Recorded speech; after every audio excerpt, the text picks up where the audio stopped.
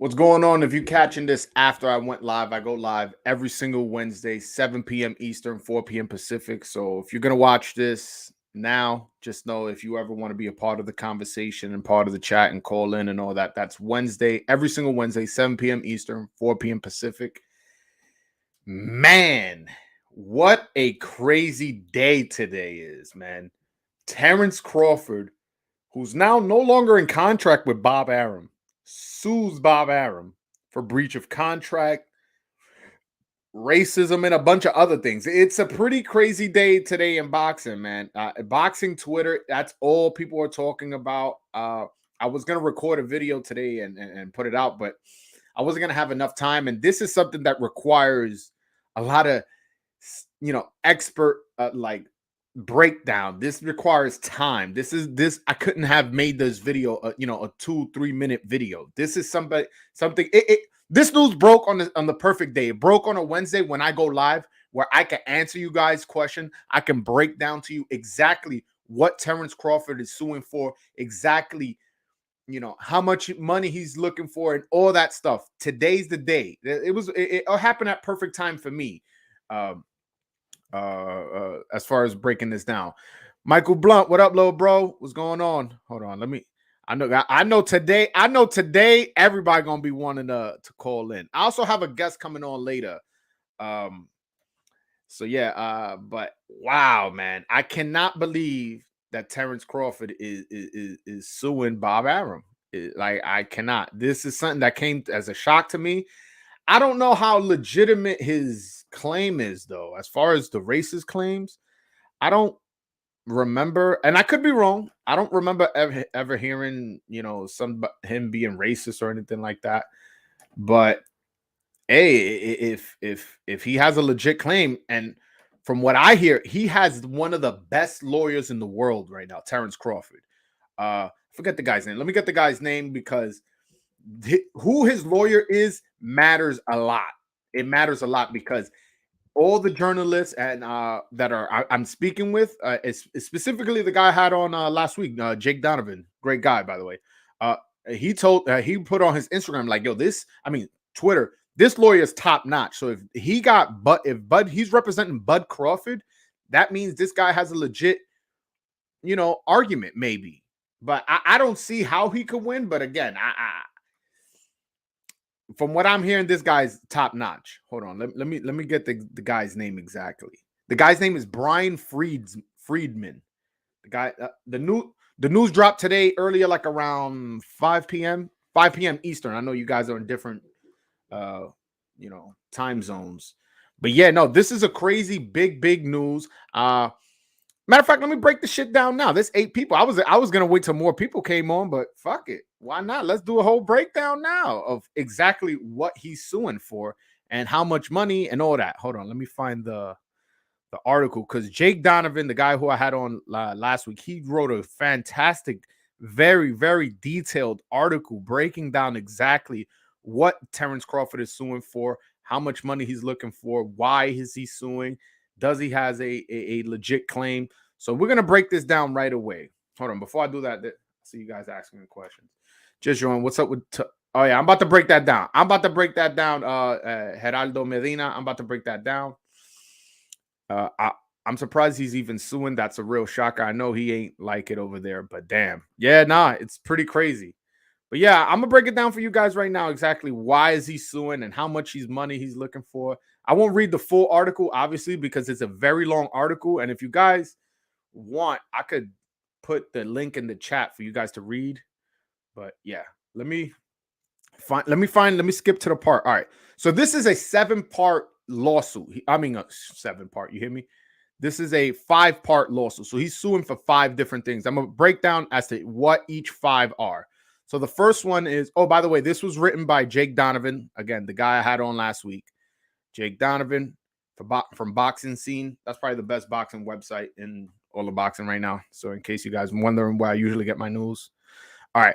So the first one is finding that Top Rank breached its contractual duties owed to Crawford. So allegedly, Bob Arum was in the contract. It was supposed to have said that he was going to get 2 fights per year. So that was 2018, 19, 20, and 21, I believe. Oh, no. He signed it in October of 2018, and it expired on October of 2021. That's what it was. So he was supposed to get 2 fights per deal. He only fought once in 2020. Now, do I think he has a legit claim to that 1 year of not getting 2 fights? I actually don't, to be honest with you. I don't think Bud gets that, because that was during the pandemic. He fought on the in 2019. He fought in October. So usually he would probably be fighting in February, March. The pandemic happened in March. So I feel like Top Rank have a legit reason as to why they didn't grant him a second fight. He only fought once in 2020 when he knocked out Kell Brook. So I don't think he'll win for that. The second part is awarding monetary damages in an amount to be proven at trial and over jurisdictional minimum of this court. Meaning, probably when Bob Arum, after he knocked out Kell Brook, got on camera and said he lost money for this fight and this and that, and how, you can be, this slanderous, towards your brand and libel and stuff like that, how you're criticizing in public when this is a business transaction, and you may not want to discuss failures and successes throughout the media. So I think Bud has a legit argument. And again, he is not suing for necessarily money, a specific kind of money for this part, but he is suing and letting the court decide how much he should be owed for that. The third part is punitive damages in an amount to be proven at trial. Punitive is the root word of punitive is punish. So it's like, what does the court deem that Bob Arum should be punished with? Does he do how much does he need to be punished for saying he's losing money to Terence Crawford? How Terence Crawford's not a draw? How Terence Crawford is whatever he says in the media that we've all like cringed at, whatever has affected Bud's brand. What does the court deem that is punishable? Like, did he lose about $500,000 money? Does he live $1 million, 2 million, 10 million? Who knows? So that's for the court to decide. Awarding the fourth one is awarding interest in an amount according to proof. So basically, any money that he's owed, interest has to be accrued. So in the contract, allegedly, I don't know, I haven't read the contract, there was a stipulation in the deal that if he doesn't get the Errol Spence fight, Bob Arum has to pay him $900,000. Within this, if he doesn't get it by the end of 2020, Bob Arum has to pay him $900,000. I don't think that one, if it's written down, he might get it. But again, in 2020, there was a pandemic. Also, Errol Spence had a car accident. He had eye surgery. Bob Arum has a lot of wiggle room to get out of this one, but this one is one that could go either way. And another one is awarding Crawford's attorney fees and costs as special damages. That's pretty straightforward. And this is the last one: awarding Crawford such further legal or equitable relief as this court deems just and proper. Meaning is that if throughout the course of this lawsuit and everything is being discussed, if the court themselves find that, oh, wait a minute, you should also sue for that, that's a great mistake that Bob Arum did, you should sue, then the court can add on any kind of damages that they see fit. There's also for the argument side on Bob Arum, hold on, let me find the quote because I don't want to. All right, so Crawford, in a quote for the Sports Illustrated interview in April of 2020, he gave an interview where he said if he wants to get, if he's gonna fight in a pandemic, in a bubble, he needs to get paid more money. So that could work against him. Your own words could work against you in a court of law. So this was the exact quote: "If it was to happen, then they have to pay me more. They have to pay me more because fighters of my status on my level, we get paid for the people that's coming there as well. So if I can't get paid off people coming, then I'm going to have to get paid up front. You got to pay us fighters because we're taking a big risk and a health risk at the same time. You can't play boxing. One false move and you can be 6 feet deep." All right.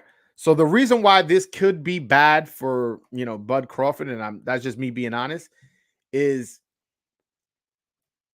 when you saying like, "Oh, I need more money," is like, "Oh, hold on, we got a contract, and now you suing me because of breach of contract." When I was trying to make a fight for you, you was telling me that you need more money, and that's why I couldn't get you the Spence fight. That's why I couldn't get you, Ugas fight, a Pacquiao fight, because you were asking for too much money during the pandemic when the whole country was losing money, when people couldn't come to buy tickets to go watch you fight, when less people are willing to buy a pay per view. You get what I'm saying?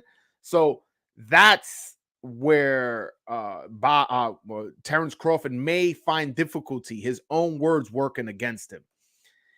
This is crazy, crazy news. And if you guys want to call in and talk about it because you have an opinion, the link is pinned to the top of the chat. But man, it's intense. Matter of fact, let me get back to the article because, by the way, Jake Donovan, salute to you, man. This article is fantastic. It's a big breakdown. I don't want to read the whole thing online, on air. I want you guys to read it yourself because one, it's very detailed, so I'm not going to read every single word, and two, it's I don't want to take away from the guy's clicks. All right, so let me see. So this is there's a part where he breaks down exactly how the contract. All right, it's right here. Oh shit. All right. So the third and final year of the contract, Crawford earned $3.5 million for a fourth round knockout of England's Kell Brook at top. Hold on, my bad. Thing is, I should have left these highlighted.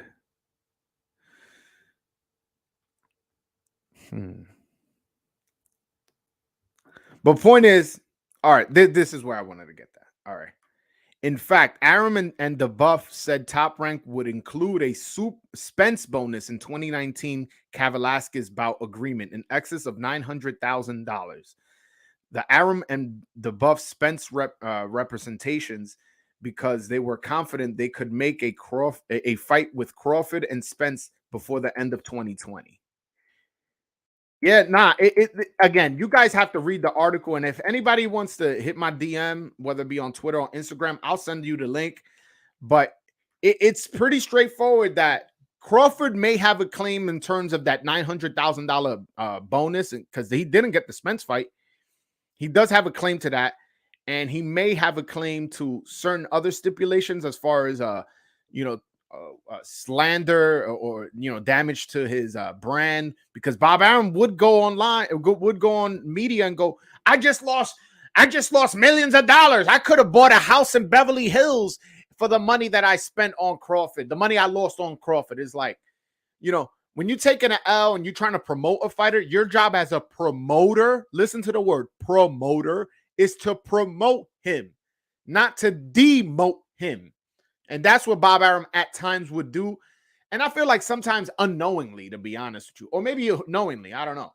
But point is, he does have plenty of footage of Bob Arum saying how Crawford just doesn't sell. Crawford, he doesn't, whatever. Like he could have bought a house in Beverly Hills. Bob Arum has a history of saying these things. You can make an argument that in those two space. Now, as far as the racism, I didn't get to it. I didn't get to the part where he accuses him of racism.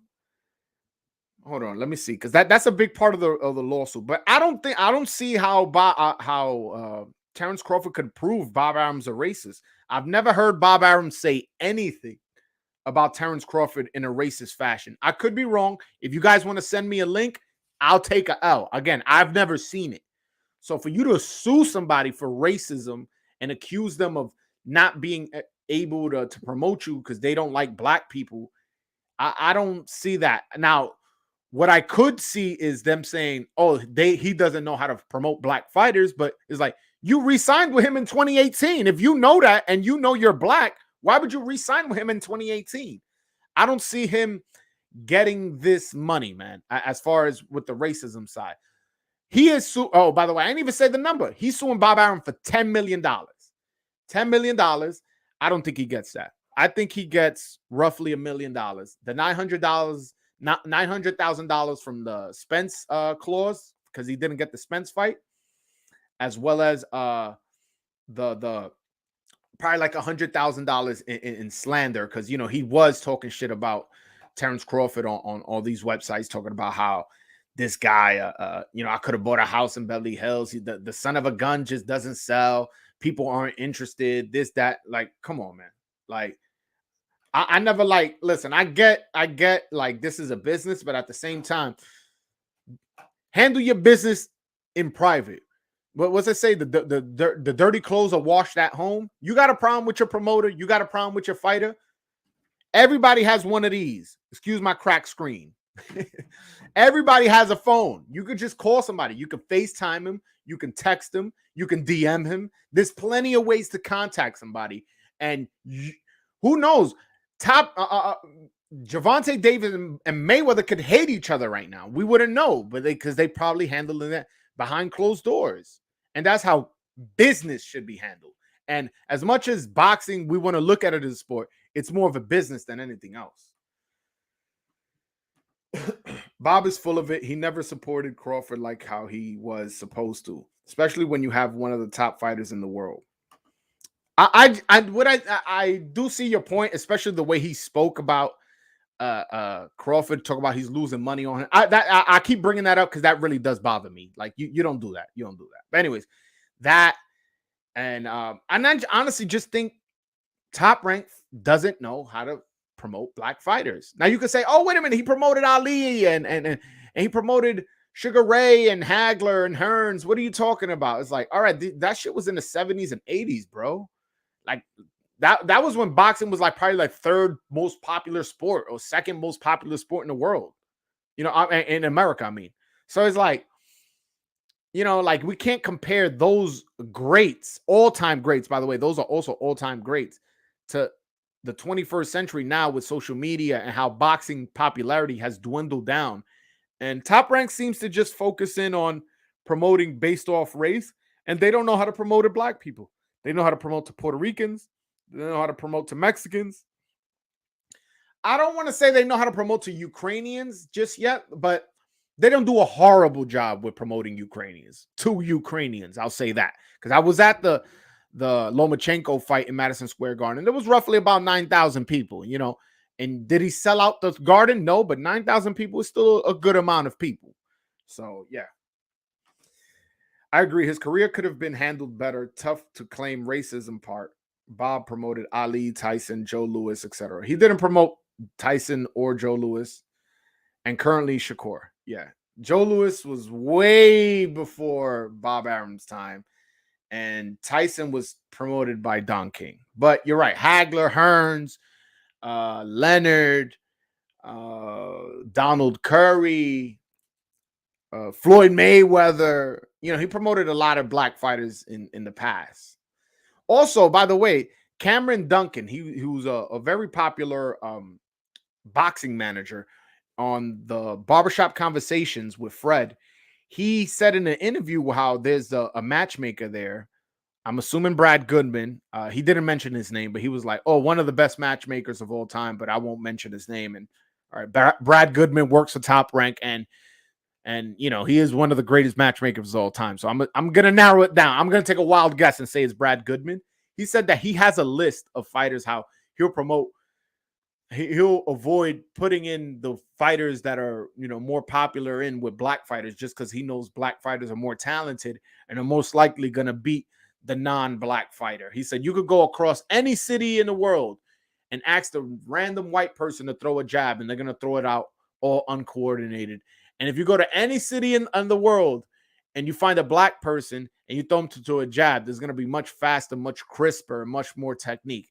And it's just like, they're just naturally better and stronger or something like that. So we take that into consideration when we're putting our talented fighters in with them. I mean, again, I wonder if Cameron Duncan, who I don't know if I think he used to manage Bud, if I'm not mistaken. I think I think he did.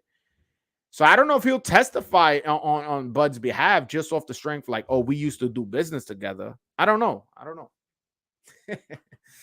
Big Bob ain't coughing 10 mil. Nah, hell no. I don't think 10 mil. I would say 10 mil is good, especially when you look at his record and length. He's been with Bob. No, but the thing is, They're mostly suing based off the contract breach of the 2018 deal. So you can't retroactively sue like, oh, I've been with you for 10 years. I'm suing you for the 10 years. I think he's just suing him for the 3 years where he feels. I mean, I guess if you want to lean into the racism part, which I don't think he has a case for, to be honest with you. I really don't. I really don't think he has a case for racism. I may be wrong. I've never heard him say anything racist towards Terence Crawford. And George Foreman recently came out. He did an interview with Kevin Iole. Matter of fact, let me screen share that. And I know a lot of people are going to get upset that he did that, but if somebody's accusing your friend of being racist and you don't think he is, I can't blame you too much for coming to his defense. Let me see if I can find it. It was a Kevin Iole article. Let me see. It was George Foreman defends Bob Arum.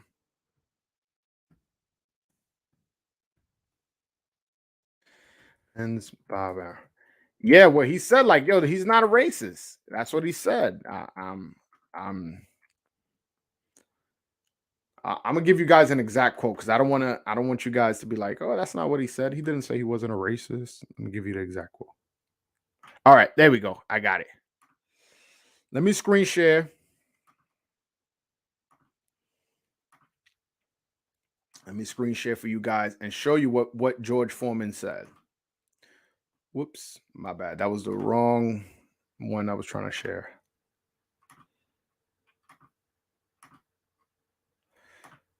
Yeah, I mean, it's crazy shit going on. So he goes, this is George Foreman speaking. He's not a saint, but Bob Arum is one of the finest men I know who celebrated his, said Foreman, who celebrated his 73rd birthday on Monday. You could call me about 25 other guys, 30 other guys, and ask me that question. I wouldn't return the call, but not this one. Nuh-uh. He's got a passion for his fellow man. And then, yeah, all right. So that's the end of a quote. But there you go. And, he's somebody who knows Bob Arum, was promoted by Bob Arum. And again, there has been rumors of Bob Arum being racist. I'm not gonna act all ignorant to that. I know there's rumors.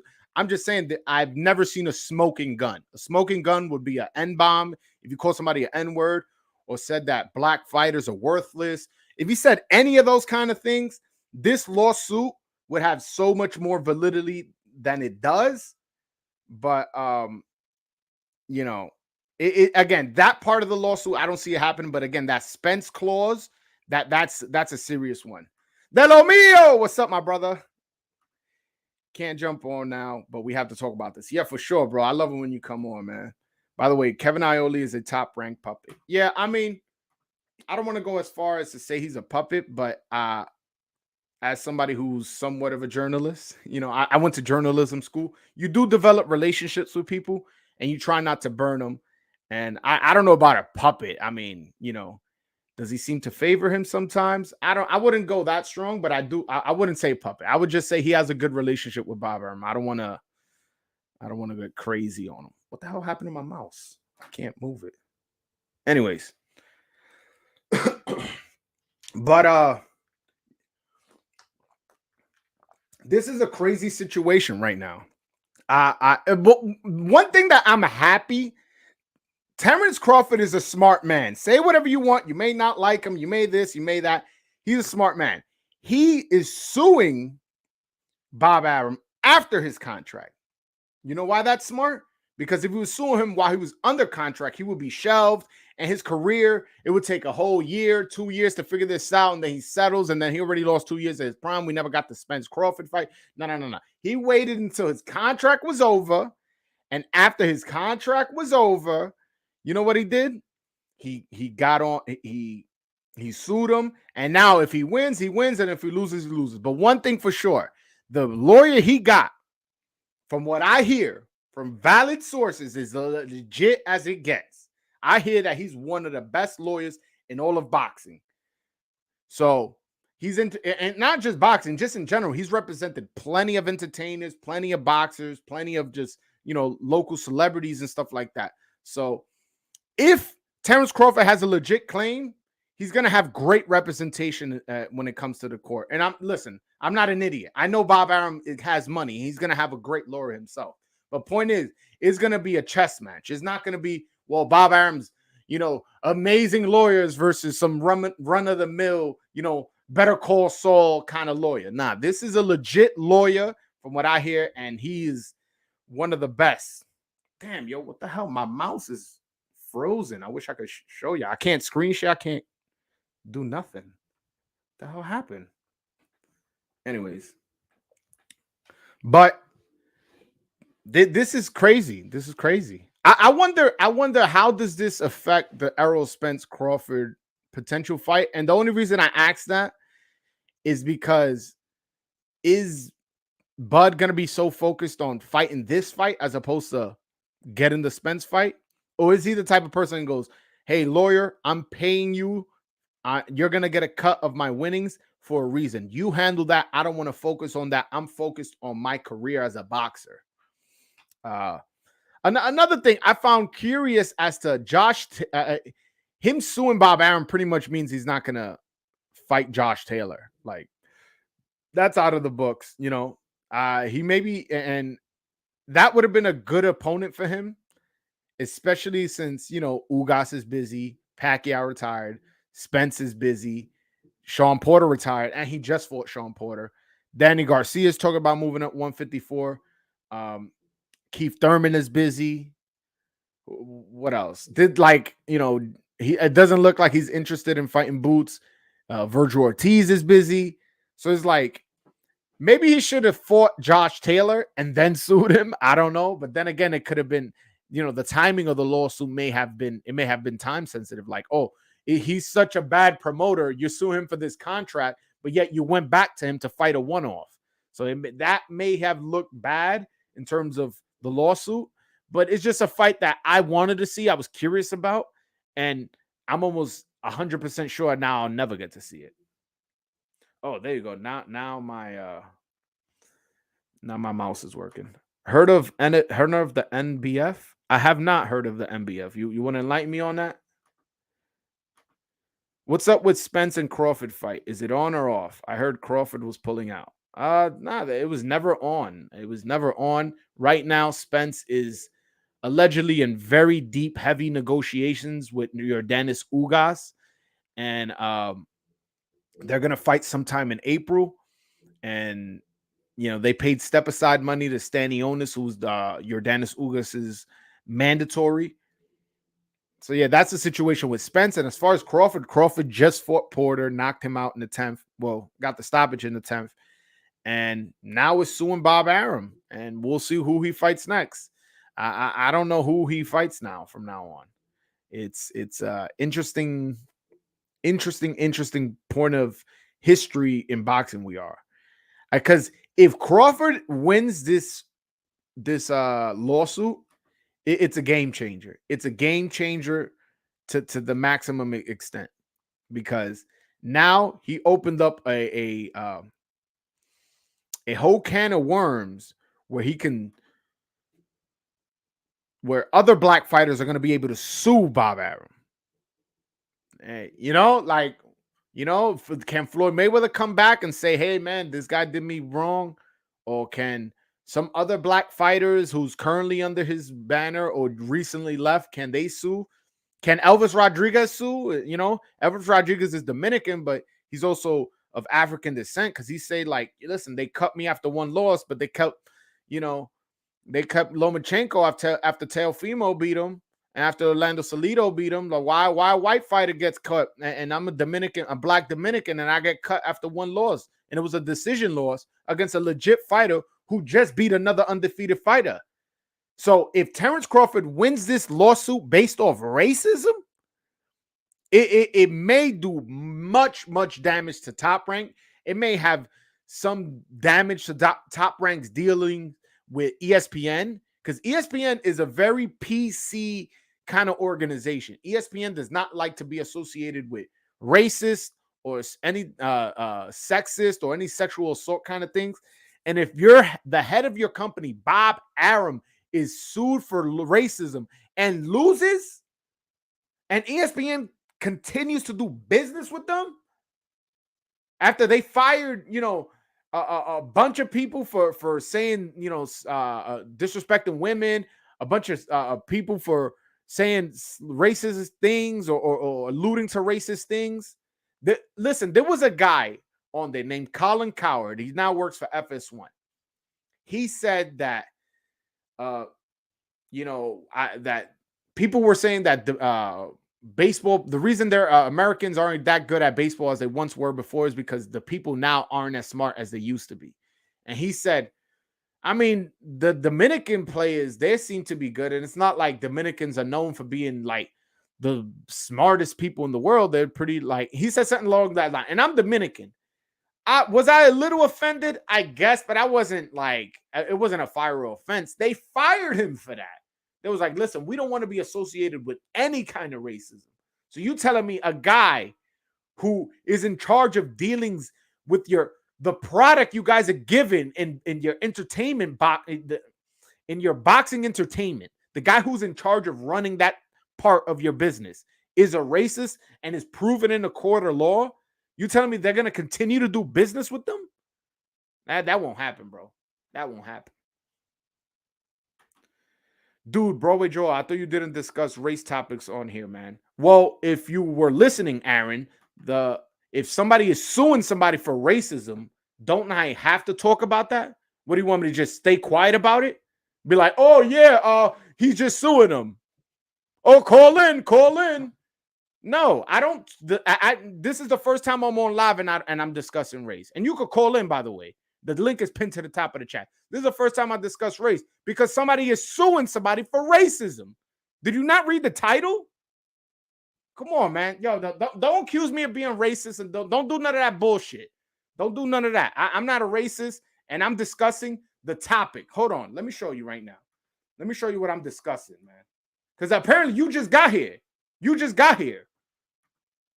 You haven't been here me screen sharing. Hold on. Let me do this right now. Look. Terence Crawford sues Top Rank for breach of contract. And what else? Claims of racial bias. Now, let me highlight it again for you. Claims of racial bias. So if one of the top pound for pound fighters sues one of the biggest promoters in boxing, why wouldn't I talk about that? You make that make sense to me. Come on, bro. Don't get me mad. Don't accuse me of being a racist. This isn't the show. I haven't said anything racist. The only reason I'm discussing racism is because somebody is suing somebody for racism. Don't do that, bro. Don't do that. Don't do that. Bob called all MMA fans skinheads. Yeah, that was in 2009. I remember that. He called them. My bad. And Aaron, I don't mean to go clap on you like that, but yo, bro, listen, man. Like, that's a trigger for me. When people try to say I'm being a racist, I don't like that. I don't like that at all. So I understand you say you kidding, but I'm, and you come here and you comment all the time and you're active in the chat, but don't joke with me about racist stuff like that. Please don't. Please. Thank you. Anyways, my bad. I know I got off the rail, but again, that's a trigger for me. I don't play the race stuff, man. If you black, listen, I've talked about Terence Crawford. Y'all know I'm a Terence Crawford fan. So yeah, I talked about how much of a fan I am, man. And I've been on here defending Lomachenko, a white fighter, saying how I think he's a Hall of Famer. One guy's from Ukraine, a white guy from Ukraine. One guy's a black guy from Nebraska. I've been on here talking positive about Canelo, a Mexican. Positive about Teofimo, a Honduran American. I support everybody, man. I don't give a fuck. I'm from New York, bro. Like in New York, it's very, if you're a racist, you're an asshole because we live together. Black people, white people, Dominicans, Puerto Ricans. Yes, are there black neighborhoods, white neighborhoods? Yes, but for the most part, you hop on that train is all kinds of people. Anyways, back to regularly scheduled program. By the way, that article, matter of fact, let me again, if y'all want to read that article by Jake Donovan that was written for Boxing Scene, hit me on the DM, whether it be on Twitter or Instagram, and I'll DM it to you, and that way you can be informed. And if you want to call in, the link is pinned to the top of the chat. today I have a guest coming on later on, and let me send him the link. He's coming on like around 8. But yeah, we're gonna discuss this and much more topics.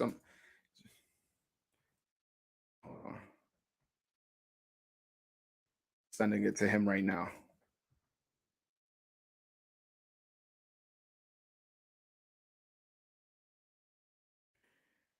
All right, boom. Oh, boom. All right, I sent it to him, so he'll hop on when he gets the message. But yeah, but in other news, we can get back to the Terence Crawford because that's what mostly we're going to talk about today. But in other news today, Rolly Romero, he claims that his sexual assault allegations have been, the investigation has stopped because they couldn't find anything to charge him with. So he can now proceed with his career. And I kind of feel bad for the kid because, you know, he lost the opportunity to fight Tank for big money. And who knows? Let's say, you know, Tank ain't look the best against Isaac Cruz. Let's say, you know, Rolly would have taken advantage of that and got a knockout win. He could have made a lot more money moving forward. But unfortunately, he got pulled out due to sexual assault allegations. But the police couldn't find enough evidence to charge him. So, you know, if you're not guilty, you're not innocent. You're innocent, you know, in my eyes. Until you're proven guilty, you know, and if the police say they're not going to pursue any more investigation, I got to believe you're innocent. And the fact that an innocent man lost the opportunity of making, you know, I don't know how much he was going to make against Tank, but let's say $700,000-$800,000 for because of an accusation, it doesn't sit well with me. It doesn't sit well with me. The cis bad for.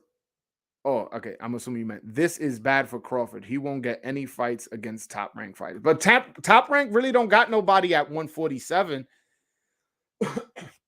They do have a lot of fighters at 140. They have Josh Taylor, Teofimo's moving up. They have Jose Cepeda. They have who else they have? They have a couple other guys. But yeah, those guys besides Josh Taylor, he's the only one that's probably like would move up and fight a Terence Crawford, but he's not a big draw, so it wouldn't be like, oh, he's losing out on this, you know, opportunity of fighting Pacquiao. You get what I'm saying? Hold on one second. Joel, you should integrate our comments and questions during your segment with the guest. Well, the guest, he's another YouTuber, so yeah, I'll do that. I'll do that for sure. Oh, he's actually on right now. Hold on, let me get him on. Can you hear me? My man. All right, let's go. Everybody, this is my guy Ezra. He's from the Ezra podcast. So if you guys want to check him out, he's a very knowledgeable YouTuber. We met through Twitter. We developed a relationship, and he's gonna hop on. We're gonna talk some boxing. How you doing, Ez? We're doing good. Yo, what do you think of this news, bro? It's funny. I was thinking you had Jake Donovan on last week. You should have had him on this week. It was bro, talk about bad timing, man. He's on Chicken Talk right now. I'm like, fuck. It would have been I know. So let's have some replay on this bad boy. Yeah. I was like, you know what? I got Ezra coming on. That's good enough for me, man. I appreciate it. What do you think? What do you think of this situation going on right now? I think the part that stole the headlines was, of course, the race thing, and that makes sense, right? Of course, that's going to steal the headlines. It's wrapped around a lot of other stuff, contract things that Top Rank promised Terence Crawford that he thought he was going to get, mainly Errol Spence, right? I think they're, of course, going to go towards the race thing, and I think that makes a lot of sense because this isn't new to Top Rank, these allegations, right? Like these rumors of them, showing bias against black fighters, not being able to market black fighters, and them just kind of giving up on that, really, and limiting what their view is on that. So this isn't new. I think there's the ramifications of this could be bigger than just Terence Crawford. You got to remember that Top Rank is deal with Disney, with ESPN. So if anything comes to light, and they're going to put this under a microscope, if anything this comes to light, this could end a whole deal. They could get, I promise you, Disney has a thing in their contract where if anything like that comes to light, they could just get out of that deal immediately. Yeah, I don't know if you were on or if you were listening. No, I just hopped on now. I brought that up. I'm like, you think ESPN, who's fired people for minuscule things that just alluding to racism, not even being racist, have fired people. You don't think they'll cut a deal with this person and do a deal with with you know, Eddie Hearn or PBC or you know, or Yeah. somebody else to replace what they have with Bob.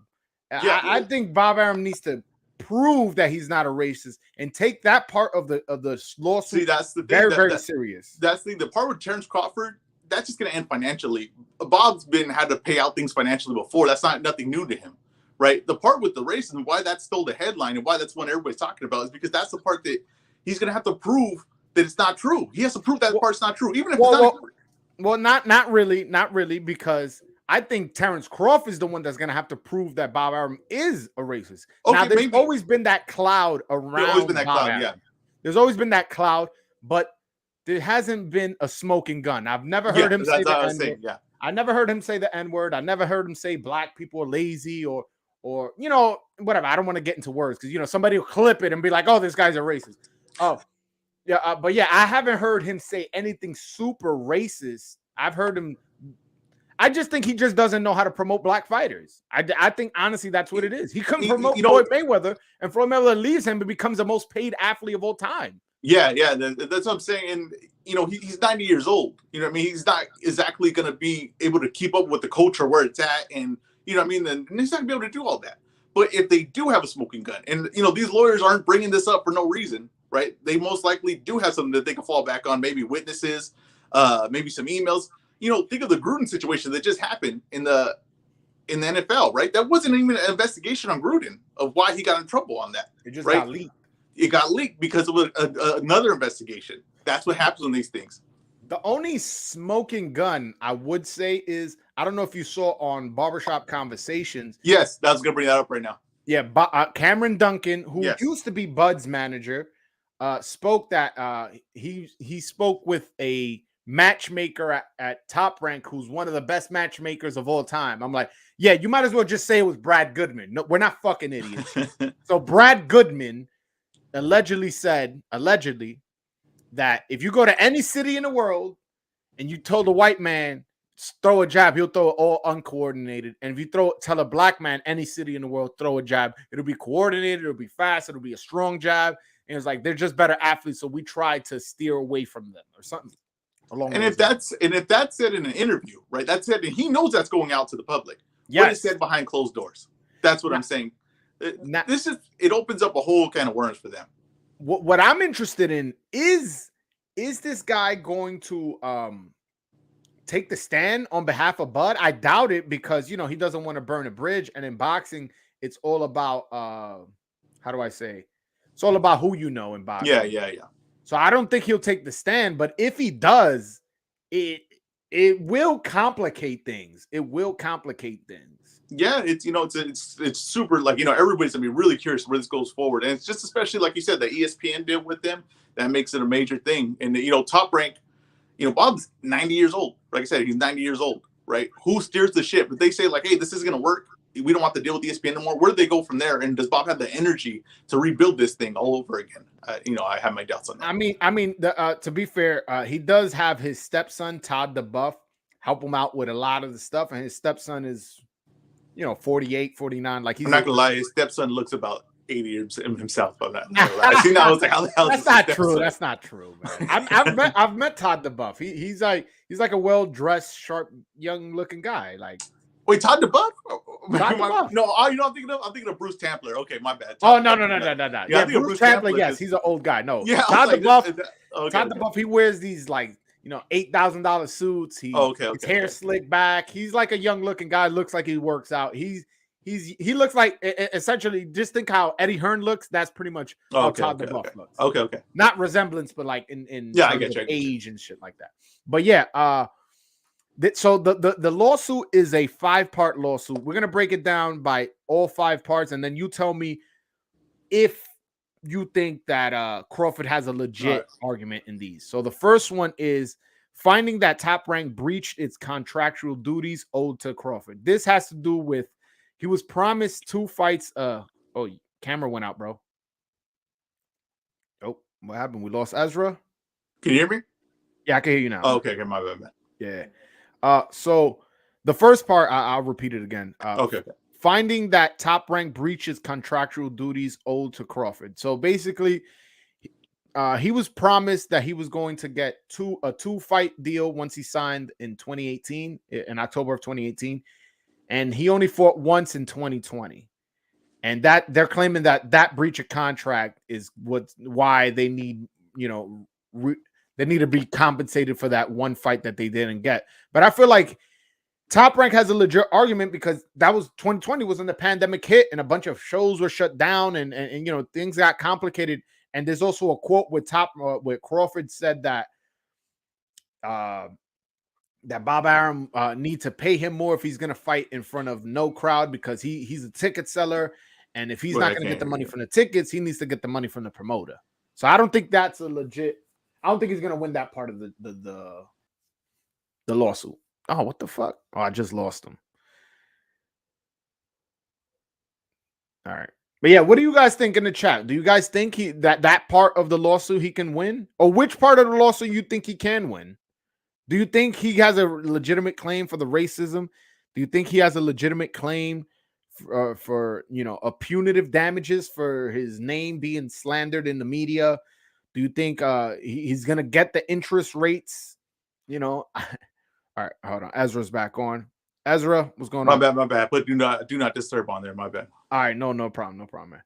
All right, so yeah. Do you think he can get breach of contract? I think the big one is they said that they would go after the Errol Spence fight, right? They would have to prove that they made an actual attempt of trying to negotiate that fight. It doesn't seem like they did. Why do you say that? Well, because if you heard of the lawsuit, right? Errol Spence and them have kind of always said this, right? They always said that there was never actual negotiation that took place. The Top Rank never really contacted them for that. So now Top Rank's going to have to prove that they did, and they're going to have to prove that they did make an offer and that the offer was made. All those things. So those things, I don't think that Terence Crawford and his lawyer get involved in the situation without knowing that really never took place. And I think that now he's a free agent. He had the conversations with all these other people. I think that he knows now that didn't take place. Well, if inquiring, let's say he has an email to Al Heyman. Let's just hypothetically, because neither of us know 100%. If Bob Arum could prove that he sent 2 emails or 3 emails to Al Heyman saying like, "Hey, could we talk about the Spence Crawford fight?" Would that suffice? I don't think so. I think it would have to be. I mean, unless you got a complete denial from Al Heyman that says like, "Hey, no, we don't want to talk about that," right? Then that maybe. Right. But if not, if you have something that says, yeah, let's talk about it. And he sends an offer that we all know, like if they look at the numbers, right, there's going to be someone that looks at the numbers and says, is this a reasonable offer? That's what it would have to be. That's probably what's going to have to be. Also, the part that he needs 2 fights in a year. And I understand there was a pandemic, right? The reason it didn't happen. But just like the Tyson Fury situation with Deontay Wilder, it didn't allow him to get out of making that fight. Do you get what I'm saying? So if he owed him 2 fights and he had to make up for it later on or pay that whatever he was due to Terence Crawford, I don't think the pandemic is going to be able to get out of everything that's contractually obligated. No, but I would think the court takes that into consideration. Goes he fought in 2019 in October and then or was it November? It was either October or November. Excuse me, I don't remember the date exactly, but let's just say it was October. Bud takes 4 or 5 months between fights anyways, which about every fighter does. Yeah, the pandemic started in March, so it's like, how am I gonna make a fight for you when fights didn't again start picking up until like August or something? Yeah, and then they're gonna look into who did you have a fight for? Did you have events, and why wasn't Terence Crawford offered a fight within those events? Right? Because he can't just say, "Well, I wasn't gonna make money in those events." That's not what your contract. The contract isn't that you make money. The contract is that he has a fight with a minimum guarantee, and if you don't, it's $900K paid to Terence Crawford if he doesn't have that fight. So the contract is gonna hold you to it. Because even like, okay, what I do in my personal life is I manage a construction company, right? I manage a construction business. Everything that we had contract-wise with those jobs, I couldn't say, well, we're in a pandemic now, right? I can't do this at this schedule. No, the schedule is still the schedule. Nothing got away from that. Unless the government issues that says that you can't do this, right? So they would have to have something like that. They did it. They had events. The guys did fight. And they had events that were reasonable, probably financially to them, but that doesn't work for Terence Crawford. Yeah, but also there's a quote, and if you want, I can read it to you. Yeah, go ahead. Where all right, so I'll read it to you, and then we'll discuss the quote. Because Terence Crawford came out and he said that he wanted more money if he's gonna fight in front of no crowds. All right, so this is the exact quote. So I'm not like just talking off the cuff. If it was to happen, then they have to pay me more. You know they have to pay me more because fighters of my status and on my level, we get paid for the people that's coming there as well. So if I can't get paid off people coming, then I'm going to have to get paid up front. You got to pay us fighters because we're taking a big risk and a health risk at the same time. You know you can't play boxing. One false move and you can be 6 feet deep. So they can come to the table and be like, look, every time we offered him a deal under the contract agreement, he came up to us and say, no, you got to pay us 2, 3, X, $6-7 million more. And you don't need necessarily emails to, because you can lie in court and you can be like, no, I spoke to this manager on the phone. Yeah, but that's not going to hold up. It would have to be written offers. You know what I mean? Written offers with a contract that says sign here and this fight happens. It's not going to hold up if it's just word of mouth. It ain't never going to hold up. No way, not in that big of a claim and that much money involved. It's always going to be a written offer. There's no way it's just like, oh yeah, we talked about a fight, but he wasn't interested. It probably don't work that way. It's like the UFC, they offer a guy a fight. If he denies it, right, then they get extension on his contract because he denied a fight, so they get a 6 months extension on his contract, right? That's a written offer that he has. Really, I didn't know that. That's how the UFC keeps all their fighters. Is they they offer if they offer you a fighter that you have no interest of fighting and you feel like you can't win, well, then they know to offer that guy to you because you'll turn it down. And then that extends your contract. That's smart. But yeah, no. All right. So that's the first part. So you do think he has a legit claim to yeah, like I said, everything's going to, I don't have the proof or anything like that. I don't even have any inside No, I know. But I'm saying, I don't think they're attacking this without that information in hand that they know, like they said, a lawyer never asks a question they doesn't know the answer to. They're not going into here without knowing at least that they have a claim here, right? Without having some proof. No, and he has one of the best lawyers in all of entertainment. Yeah, that's what I was saying. And Brian Friedman. When professionals like that get involved, it ain't as easy as this is going to go away. No, it's not. This guy has the evidence that he feels like is, able to win this case. All right, this is the second part of the lawsuit. Awarding monetary damages in an amount to be proven at trial and over the jurisdictional minimum of this court. So meaning because of Bob Arum's maybe lack of promotion or the way he's talked about Terence in the media, it's done damage to Terence Crawford's brand so bad that he wants the court to determine how much money Bob Arum should have to pay him for that. Do you think he has any chance of winning that case? I think he has a very good chance of winning that case because Bob Arum put it out in public. I mean, I agree. I don't understand. Sometimes I know Bob Arum just fires from the hip, and maybe that's an old school way of doing it. But he had to have known that could come back and bite him. And you can't slander your fighter while he's under contract, and you're supposed to be promoting him. It's the opposite of what you're supposed to be doing. So he definitely, I've seen the evidence on that. For this one, I do have inside information on this one, and because he said it in an interview. No, I agree. I agree with that. All right, so the third one is punitive damages in an amount to be proven at trial. So not only is he going to be suing him for what Bob Arum did as far as what he said and breach of contract and all these things, but how the court should punish Bob Arum on top of what Terence Crawford is owed due to damages. Do you think the court will take that into consideration? Does he have a good chance of winning a punitive lawsuit on how much Bob Arum should be punished for his work against Crawford? It probably goes hand in hand with the last one. So if the last one goes through, they probably look at the other one and say, okay, so what do we think this cost him by this, right? When he goes to negotiate now, right? Is this public information that this guy gave out? Is it slander, right? So now everybody can use it against him. Is it hurt his value? No, that's a good point.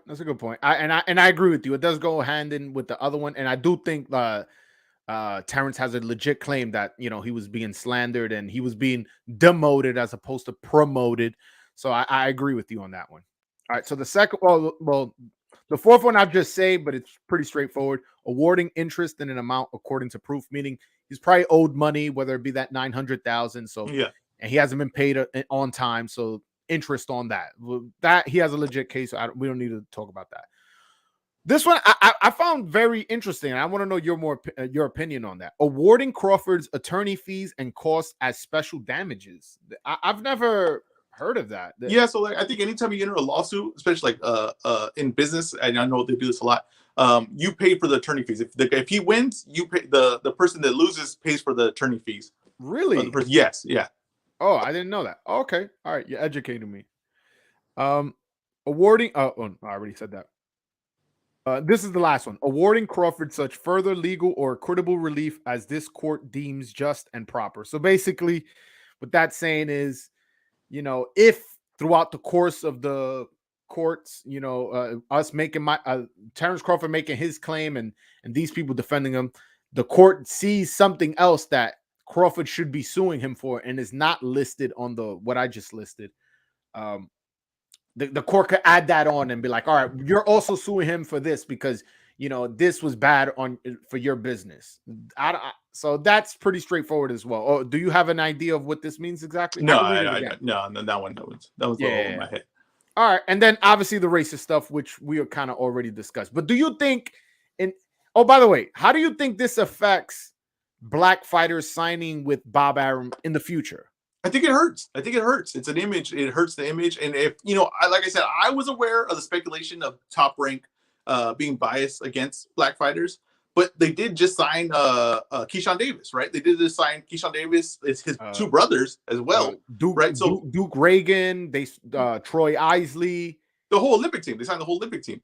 So maybe that wasn't as widespread as I thought, as I imagined. Maybe I'm paying attention to these things. Maybe that's just what it is. But now everyone knows, right? Now this is out there, right? And everyone's going to pay attention to it. It's going to have ramifications going forward for sure. There's no doubt about it. All right, let's play a hypothetical, and I have a question here from one of the subscribers.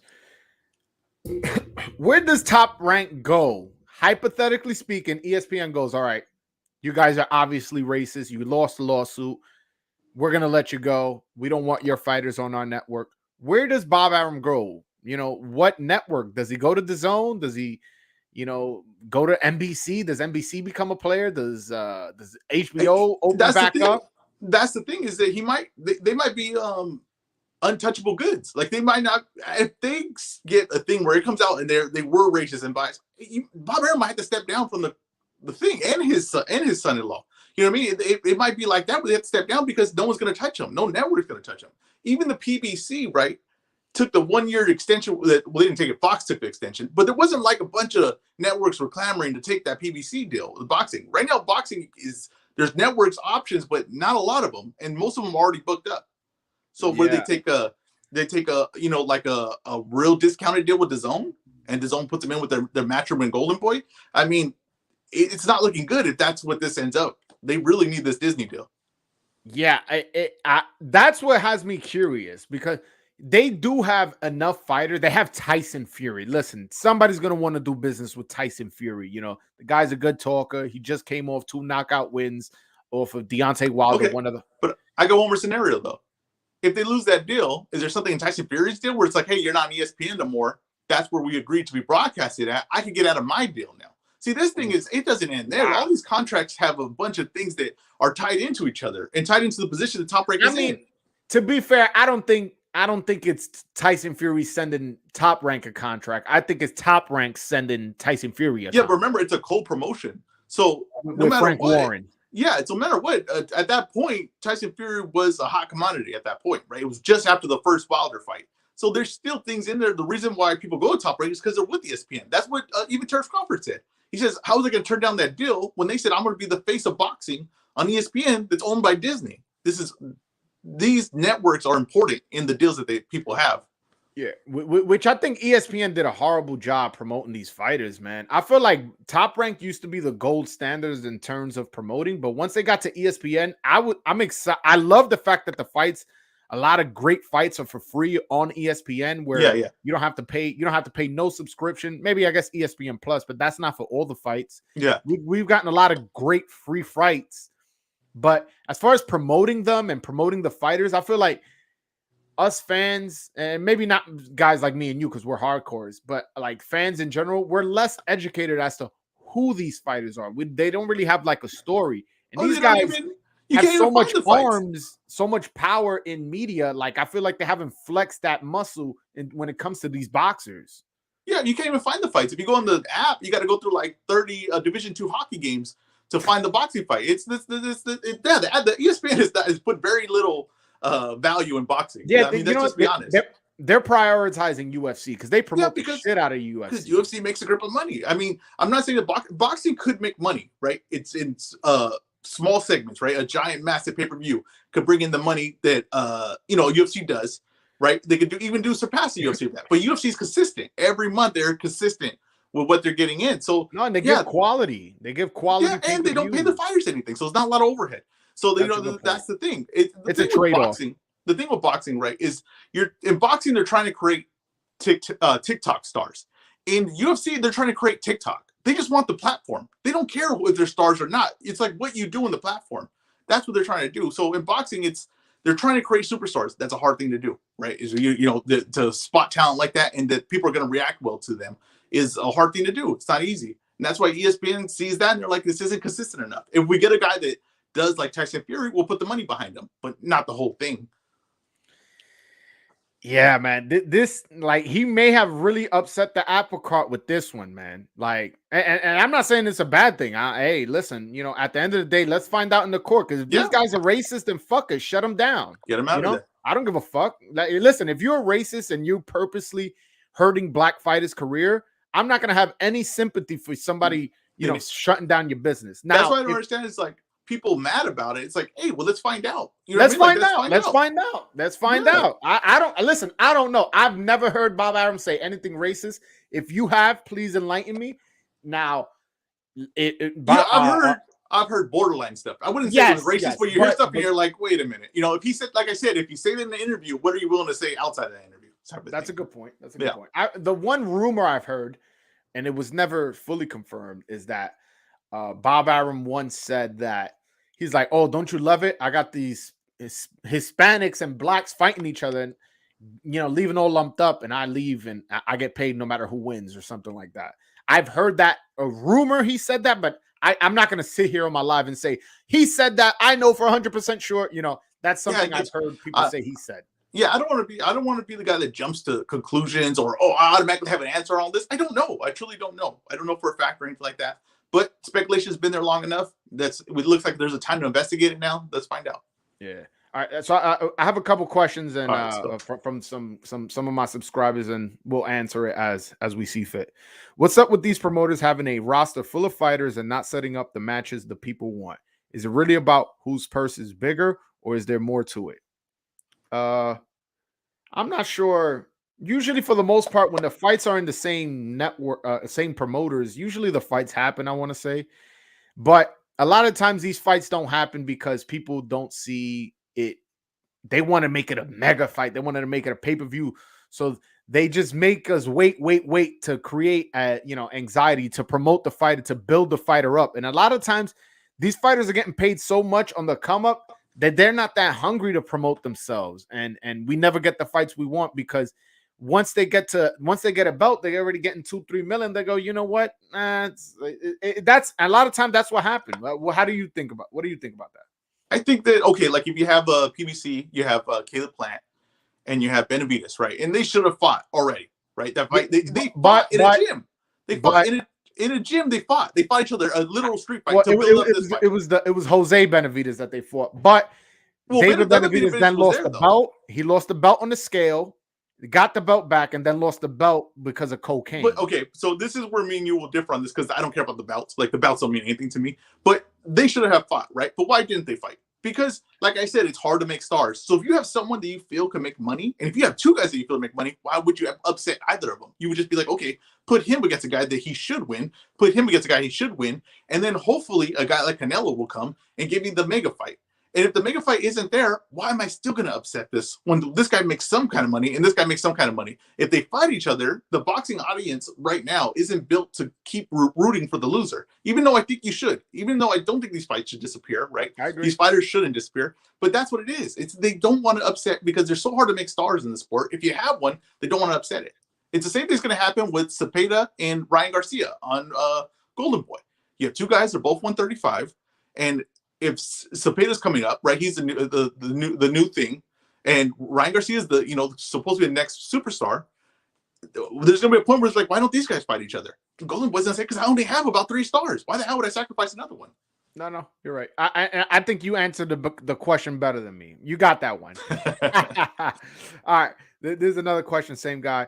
And second question, what do y'all think about Mayweather going out and snatching all the boxers being looked past on or not being treated fairly? Do you think he should involve himself and bring fighters over? I'm not sure what he means by that. Snatching all the boxers being looked past. Oh, there was a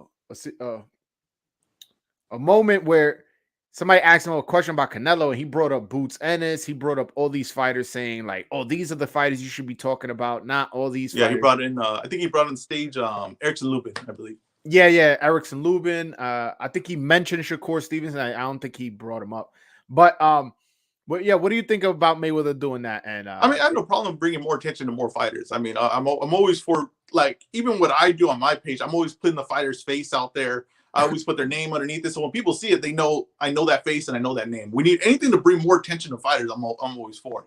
Now, whether he does it to downplay Canelo, it don't matter if he downplays Canelo, because Canelo's a superstar, so that doesn't matter. Two superstars downplaying each other, it doesn't really matter. Just still, that's what people want to hear. And if he brings another guy's name in it, and that brings a value to that guy's name, I'm all for it. The second part of his question was, do you think he should involve himself and bring fighters over? I'm assuming mean like help fighters out, I guess. And promote them. I'm guessing promote them, right? Yeah. The one I think, and this isn't even my original idea. I think Lazy Lefty said this first, and then after I thought about it, right? Terence Crawford. I think Terence Crawford with Floyd Mayweather. I think that's a really good idea, especially for Terence Crawford to get in with Al Heyman's people, right? Because he can't seem to get in with Al Heyman. For some reason, he doesn't seem to want to sign with him. We'll get in with Floyd Mayweather, right? If Floyd Mayweather went through the same thing you're going through right now, has the same experiences that you had, right? Get in with him, and he's in with Al Heyman. He'll get you the fights and the opportunities you need. That makes perfect sense to me. And use Mayweather's name. See, Mayweather's become a little bit of like a pro wrestling manager, right? He's always. I just wish he was more the promoter. I feel like he just leans on Leonard Ellaby, like, and Leonard Ellaby. I'm blocked by him on Twitter. Because he Radio Raheem posted a video of him saying if he sees Eddie Hearn anywhere 10 feet near him, he's gonna smack him in front of everybody. And I retweeted it. And listen, I'm the type of person, if I'm talking about you, I'm at you. You can never, ever, ever, ever worry about, like, is that towards me? Was that an indirect? I don't do indirects. I at people. And I just wrote, I have no idea why Leonard Ellaby and Eddie Hearn don't like each other, but I love it. And he blocked me for that. But before he blocked me, on his Twitter, all he does is argue with people about Tank. And I'm like, bro, like, what promoter does this? I understand you like, oh, I'm keeping Tank's name out there, but it's like, you have other fighters. Like, you saying Terence Crawford should go over there. And I said the same thing too, because I saw the good thing they did with Tank. But if we're being honest, who else do they promote? I think that's Richardson Hitchens. Like, these guys are nobodies in terms of status. No, I think it's fair. I think so far what they've been is just they get one guy that they think could be a superstar. They had Broner, right? At one point that they put their money behind Broner. Then they got Mayweather though. He was with Al Heyman, but he wasn't with Mayweather. Well, remember he got into it with Allerby, right? Or whoever they did. They had something where he was a role model to thing. But he was like his big homie. Yes. Yeah, they got behind him, right? And then they got behind Tank, right? And it seems like they get behind the guy they think is going to be a superstar, which isn't wrong, right? I mean, they still put the other guys on the undercard, and if they make, if they feel like there's a diamond in the rough there, I'm sure that they'll get behind him. How much of Tank not being a star is his own fault because of how he is with the media, and how much is it that he just hasn't had the right opponents to make him a star? I think it's only the opponents, but I think he's a star within, right? Okay, so he's a pay-per-view star because he works within the budget, right? Let's say, right? I'll say he's only about 200 to 150K buys, right? But he works within the budget. He can still sell that many pay-per-views. Not a lot of guys that could actually sell that many pay-per-views that don't want a large amount of money, right? So he only sold 165 with Porter, who sold, was it 300 with Errol Spence? Wait, are you talking about Terence Crawford? Or are you talking about? Yeah, Crawford. Crawford. Yeah. I'm saying that, but I'm saying that I'm saying is that Crawford. Are you talking about Crawford? Who are we talking about? Tank? No. I was saying how much of Crawford not being Crawford. I'm thinking Tank Davis. My bad. No, because Tank is a pay-per-view draw, and he's staying Okay, within so the budget. I agree Crawford. with you. I'm saying how much of Crawford not being a popular fighter is his own fault because of how he is with the media, and how much of it is it that he just hasn't had the right opponents to garner pay-per-view attraction. I think it's a mixture of both. It's a mixture of both. But some guys just don't have it. They just don't have that star thing. Andre Ward didn't have it. It's all it's just that. Andre Ward wasn't knocking people out though. No, it's true. But you just don't have. Terence Crawford is on the 10 knockout streak. They just don't have that it factor. I mean, we see it in acting all the time. Some guys are great actors. They don't have the it factor, so they can't be the leading role of a movie. That's just probably gonna be Terence Crawford's problem. I honestly, I find it hard to believe that a guy who's undisputed at like 140, a guy who's on a 10 knockout streak, a guy who is always in an entertaining fight. I've never seen a Bud Crawford fight and been bored. I'm a big fan. He's one of my favorite fighters. Yo, bro, if you're a Terence Crawford hater, like you just a hater of boxing. Yeah, I don't get it. You could hate on his competition level, and I wouldn't even disagree that his competition level has been, not that good. But we can't say he's not a great fighter. We can't say he doesn't have power. We can't say he's not entertaining. So I don't understand how this guy is not more popular than he is. Well, we're going to find out, right? He's going to leave. He's leaving Top Rank. He's going somewhere else, right? We're going to see. But I think what people have to realize is how old is Terence Crawford? 34. It takes time to, even if he has all the capabilities to be a superstar in pay-per-view wise, it takes time to build that. Does he have the time to build that? Spence is 31. But Spence, but I'm saying. Oh, but Spence had the opponents. Yeah, but Spence has the opponents. He has the That's true. That's a good point. That's a good point. Promotion. Terence Crawford hasn't had that yet, so he's going to have it now. And 2 years spent? We're talking about pay-per-view star. He doesn't have that kind of time. So what he needs to do is get going, right? He needs a Thurman, right? But it's not going to increase his numbers to where he's a superstar by the end of this. No, it's not going to happen. That's just that ship has sailed. This is not a pay-per-view superstar. It's not going to happen.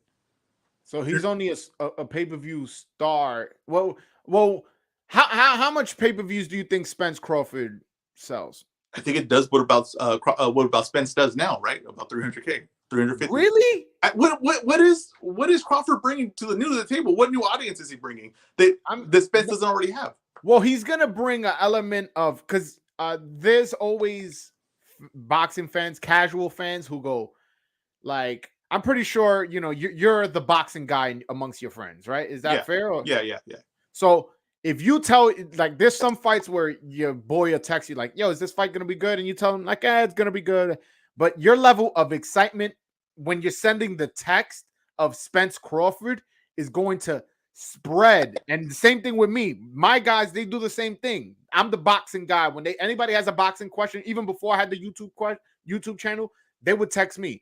The level of excitement they're going to see off me, the fact that Spence and Crawford is going to make, I honestly feel that sells 500,000. I had that excitement you're talking about. I had for Fulton Figueroa. I had that excitement for Fulton Figueroa. That bad boy wouldn't have sold anything on pay-per-view. I'm sorry. The excitement you're talking about right now, I was texting everyone. Everyone I knew I had on speed dial. Nah, but come on. You're not going to compare Spence and Crawford. I'm just saying I'm saying these are high-level fights. People don't care. I agree. It's high level, but we both know the lower the weights always sell less. And both those guys are in the early 20s. They've been professionals. They only have 20 fights each, if that. Kovalev, Andre Ward. I mean, I can go back. We can do this. I can go any way you want. There's a fight on there that people just think. Listen, give me a welterweight fight. Give me a welterweight fight. That's a big fight, not like Ortiz versus Maidana. Although that was a fantastic. Okay, fight. well, I got one right here. I don't even have to finish this question. Terence Crawford versus Porter. That'll be my proof. The guy's not going to sell. I'm sorry. Like I love Terence Crawford, but my favorite fighter right now. I can also make the argument that was on the ESPN side, and we just spoke how Bob Arum doesn't know how to promote black fighters at a horrible undercard, and it was between two black fighters in the main event. No, I agree with you. Right, all those things, right, get weighing against it. Right, all those things weighing against it. Still, you got to take time to build them to that position, though. That means you're still starting from the ground level, right? And right now, Terence Crawford is only bringing in what he brings in, and that's just the most diehard boxing fans. That's all he's bringing in right now. And Spence already draws on ESPN for free. Every time he fights on ESPN for free, he's always draw. Anytime he's fought on ESPN, I think no less than 3 million, which is I think the only fight that did more than him was Teofimo versus Loma, which was an undisputed fight. Well, in my view, an undisputed fight between two really high level fighters. Yeah, well, Frank, what's his name? Frank Martin and the main event just did 2 million something, on free TV on Fox. So they just did like 2 million views on there. I mean, yeah, if you put something on free, people are going to watch it most likely. I mean, that there is a market there, but the market to do a pay-per-view fight to pay them what they want, it's much different to watch free TV than to get someone to buy it. It's much different. That's I mean, he always sells out every fight. The fights here in New York, the fights in Vegas, the fights in Nebraska, he always sells out. Yeah, but those are like real big fans that are gonna. That's what I'm saying. Yeah, true fans are gonna go and follow the best guys. But I'm talking about the casual market, right? I'm talking about the casual market, right? Because you gotta think this is okay. You have 3 million people watching free TV, right? But when you get to streaming, that just shows you what streaming does, right? Illegal streaming, it cuts that bad boy down, right? Those are 3 million are all the true boxing fans. Okay, cuts it down now. Now, is he gonna bring in the other fans, the casual fans? Is he bringing that market in? No, he's not. He's not. I wish he leaned in to getting into in the hip hop world specifically. I don't know if you know the rapper Boosie. Yeah. Boosie's a huge Terence Crawford fan, and he's active on social media talking about him. If I'm Terence Crawford, I find a way to incorporate Boosie, whether it be in a music video or whether have him put an Instagram post talking about him or have him walk him out in his next fight.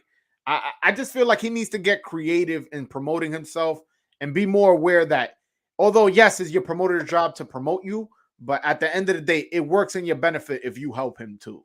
No, yeah, I agree with that. But I just telling you, you're going to start from the ground level up. It's not going to change overnight. And especially it doesn't matter if you get Spence or whatever. That's not going to change overnight. All right. So what if you're Crawford, make believe you're Crawford. Okay. What's your next move? I'll go the money team. I'll go Mayweather. I sign with Mayweather. I get him with that Al Heyman, but with Mayweather leading the charge, right? And then I look to get Thurman, and I look to get Spence in the end of the year. I think Errol Spence is going to fight 3 times this year. I think he's got to make up for some paydays lost.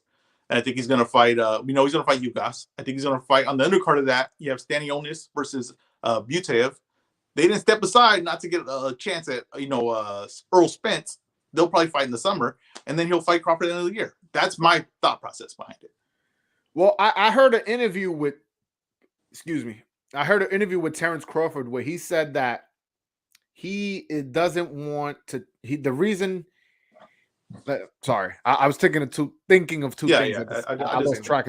I saw an interview where he said that he was like, well, people saying like, oh, now that I'm a free agent, I'm gonna sign with PBC, but they held those welterweights away from me. Now that I'm a free agent, they think I'm just gonna go run over there and sign with them. I don't think it works like that. What do you think? Yeah, I don't know whether if he plays that game. I don't know what other options he has. They own 147. I mean, that's just the case. Unless he's gonna go to Golden Boy and Matchroom and fight Virgil, but that's one fight. You know what I mean? He really is kind of cornered on what decision he's got to make here.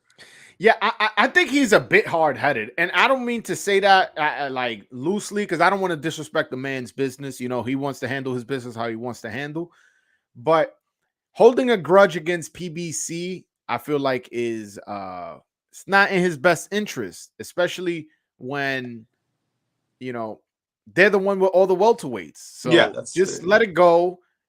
Eddie Hearn has already expressed that he has no interest in signing you because you're not a pay-per-view draw, and he doesn't have any welterweights to offer you. AKA, he's not going to put in Conor Ben in with you because you'll knock his ass out. So, and then obviously he's suing Bob Arum. He's not going to go back there. There's only 3 real players in boxing, and there's those 3. You have to go with PBC. He has to. The market's cornered.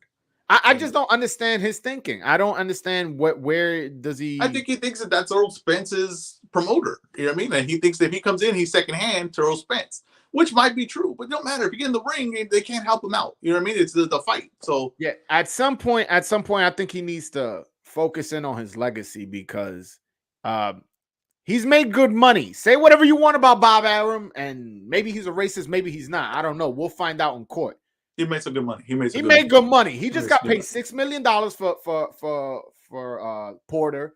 And the fight before that, he got, I think, 4. And the fight before that, he got 3.5. Listen, that's good fucking money. Yeah, and you're fighting for free on TV for $4 million free on TV. That's unheard of. Yeah, so, you could get around, hopefully around 8 to 10 if he fights Spence. Exactly. If I'm him, take the 60-40, bro. Take the 60-40. We don't know if that's being offered, though. We don't know if 60-40 has been offered. I think it's more around 70-30. Yeah, I think as a champion, this is 2 undefeated American fighters in the welterweight division, the second most lucrative division in all of boxing. Obviously, heavyweight being the most lucrative. I find it hard for a champion, and I don't mean a guy with a belt. I mean a champion, because we know he has that champion spirit. For you to go and tell him, hey, you're gonna get 30%. I don't see that. It wouldn't sit well with a champion. Yeah, I agree with you on that. Actually, my theory is that at the end of the day, Errol Spence is going to make the sacrifice to make this fight happen for his legacy. And I think that a part of him fighting 3 times this year is to make up for what he's probably going to lose out on, what he probably should make, but lose out to get a legacy fight with Crawford. I think if Errol Spence cares about his legacy and Crawford cares about the legacy, this fight has to happen. The problem is the biggest fight in boxing isn't the best fight in boxing. And the best fight in boxing isn't the biggest fight in boxing. And we have a financial thing here that doesn't really make sense. And the business model is all different now, right? It used to be Sugar Ray Leonard versus Hagler was the biggest fight. And it was the best fight. It's not like that anymore. And that just goes to show where the level of the sport is, because that just shows how many knowledgeable boxing fans they are. Because if the boxing fans were as knowledgeable as we would hope they were, this would be a super pay-per-view fight that sells 1 million pay-per-views. Yeah, because the people aren't boxing fans, though. They're superstar fans. They want a superstar. Yeah, it's a shame. It's a shame because it does bad to the sport. But I blame that on the promoters who have made this, instead of a sport, a business. It's like half the times you know, we're not on here discussing who would win in terms of Spence Crawford. You could say Crawford, I could say Spence, and I could say the reason I think Spence is going to win is because his body attack, and he's a much taller fighter, naturally bigger fighter, whatever it is, I think. And you can say, well, Crawford he knows how to adjust. He has more power. He switches left. He switches right. We're not discussing that. We're discussing fucking business. 70, 30, 60, 40. And honestly, it's not entertaining for the fan. No, honestly, that's what I'm saying. That I don't really like talking business part of it. I'll do it just to try to guess what's coming forward. No, and it's necessary. Unfortunately, you talk boxing, you're gonna end up talking business part of it. It's unfortunate because I don't like that part. The 2 things I hate about boxing, there's 2 things. One is what we're speaking of right now, is the business of it, and how, then you get there's some people that are fans of PBC and fans of Top Rank. I'm like, bro, you're a fan of a fucking company? Yeah, I don't get that either. I don't get that shit either. That's some weirdo shit. Yeah, I don't get that either. And you saw that today with people were like all pissed because he was suing Top Rank. I'm like, what the hell do you care? Like, I don't give a shit. I don't give a shit. I root for all of them. I'm not the biggest fan of Bob Arum, but I root for all of them. I think more Matchroom doing well is good for boxing. I think PBC doing well is good for boxing. I don't get like when people are like, PBC is gonna go under. It's like, why do I want that? Why do I want less options for fighters? I don't want that. I want more options. I want to be on network TV. I want bigger fights. I want all that thing. I root for all of them. You know what I mean? So that, I don't get that. But you have to talk business. That's the unfortunate part of it. I do want to put that out there now. So when that fight does happen, I do have Crawford winning that fight, just so we can get that on tape. So we'll just, let's talk boxing. Let's have some fun. Let's have some fun. So I always pick Spence to beat Crawford. Okay. I always thought that. But after the accident, I switched over to Crawford. And then I saw him perform against Danny Garcia. I was like, wait a minute, I think he's still good. So I went back to Spence. And then he had eye surgery. Is this guy the same fighter that we saw against Porter? And the thing with the eye, right? Like the eye thing, right? Unless you're thinking that the eye's not going to hold up during the fight, it doesn't affect his speed, his power, his leg movement. You know what I mean? Like, I don't understand the eye thing, like where it's like, oh, is he going to be the same guy? The eye thing's not going to diminish him unless his eye just doesn't hold up. That's the only thing it could be. Right. The eye couldn't hold up. His vision could be blurred. He could have a trouble adjusting as far as the distance, seeing dimensions and stuff like punches. that. There's a lot that plays into vision, man. Okay, well, let's say though that we're gonna find out. That's why I'm glad that you guys fight is happening first, because I want to see how he performs against you guys. I don't want to when this fight happens to have any excuses or any reasons why. I want to see who the best guy is. I'm really curious on that. If Errol Spence blasts out Ugas in 7 rounds, no one can say dominates him, I'm picking Spence. Okay, I'm picking Spence. So and if you want, we can go back and forth on that. Yeah. Here's my thought process on why I pick Crawford. Spence's style. Whether everyone wants to say that, I heard Fulton say that he's just technically better than Crawford. I don't believe that. I don't buy that at all. I think that he's a come forward fighter. He's a volume puncher, right? He's gonna put pressure on you, and he's there to break you down. That's really what he's doing. He's there to break you down. He throws a lot of shots. He could get. I think the best thing he does is he finds range for his punches. He's able to create range for his punches better than probably any fighter I've ever seen. He could create range for body shots where he's right in on you, and he creates the range so where he could get all the power in his body shot. But the problem is when he fights Crawford is you can't give him that many looks. You can't just keep coming forward to him. You can't just say, I'm going to go towards you, I'm going to go towards you, and Crawford's not going to catch you because Crawford's pinpoint. And he starts to break you down, and he starts to see the openings. So I don't think that Spence is going to be able to come forward the whole night without Crawford eventually breaking him down with big shots. Now, I think that Spence will probably have to box more in that fight. I think that's going to be the surprising thing. It's going to look a lot more like the Mikey Garcia fight, where he boxes more. He's more, he's a little bit more cautious with his punches. He's a little bit more selective of when he attacks. I think that's more realistic to me than him just going in there and going to war with Crawford. You don't do that with elite guys like that. They could catch you like that. It's just not going to happen. The punch output is going to go down. It's going to be a more technical fight, and I think that he's going to have to kind of try to win a decision in that fight. I don't think he's going to break down Crawford. I don't believe that at all. I think that if he does that style, Crawford will catch him. Again, we're going to go with the assumption that Spence is healthy. So all my arguments, just remember, I'm going off the assumption Spence is 100% healthy. Okay. Spence is taller and naturally bigger. He's also very he's a great body puncher. I feel like that's very unspoken how great of a body puncher Errol Spence is. Yeah, amazing body puncher. And Terence Crawford, although I was literally just saying how much of a fan I was, so I'm not going to take this with a grain of salt. He does get hit. You know what I'm saying? Yeah, he believes his offense. Especially in the earlier rounds. Now, you can get away with that when you're doing Jose Benavidez and Igas Velasquez, who I think dropped Crawford. It just wasn't cold.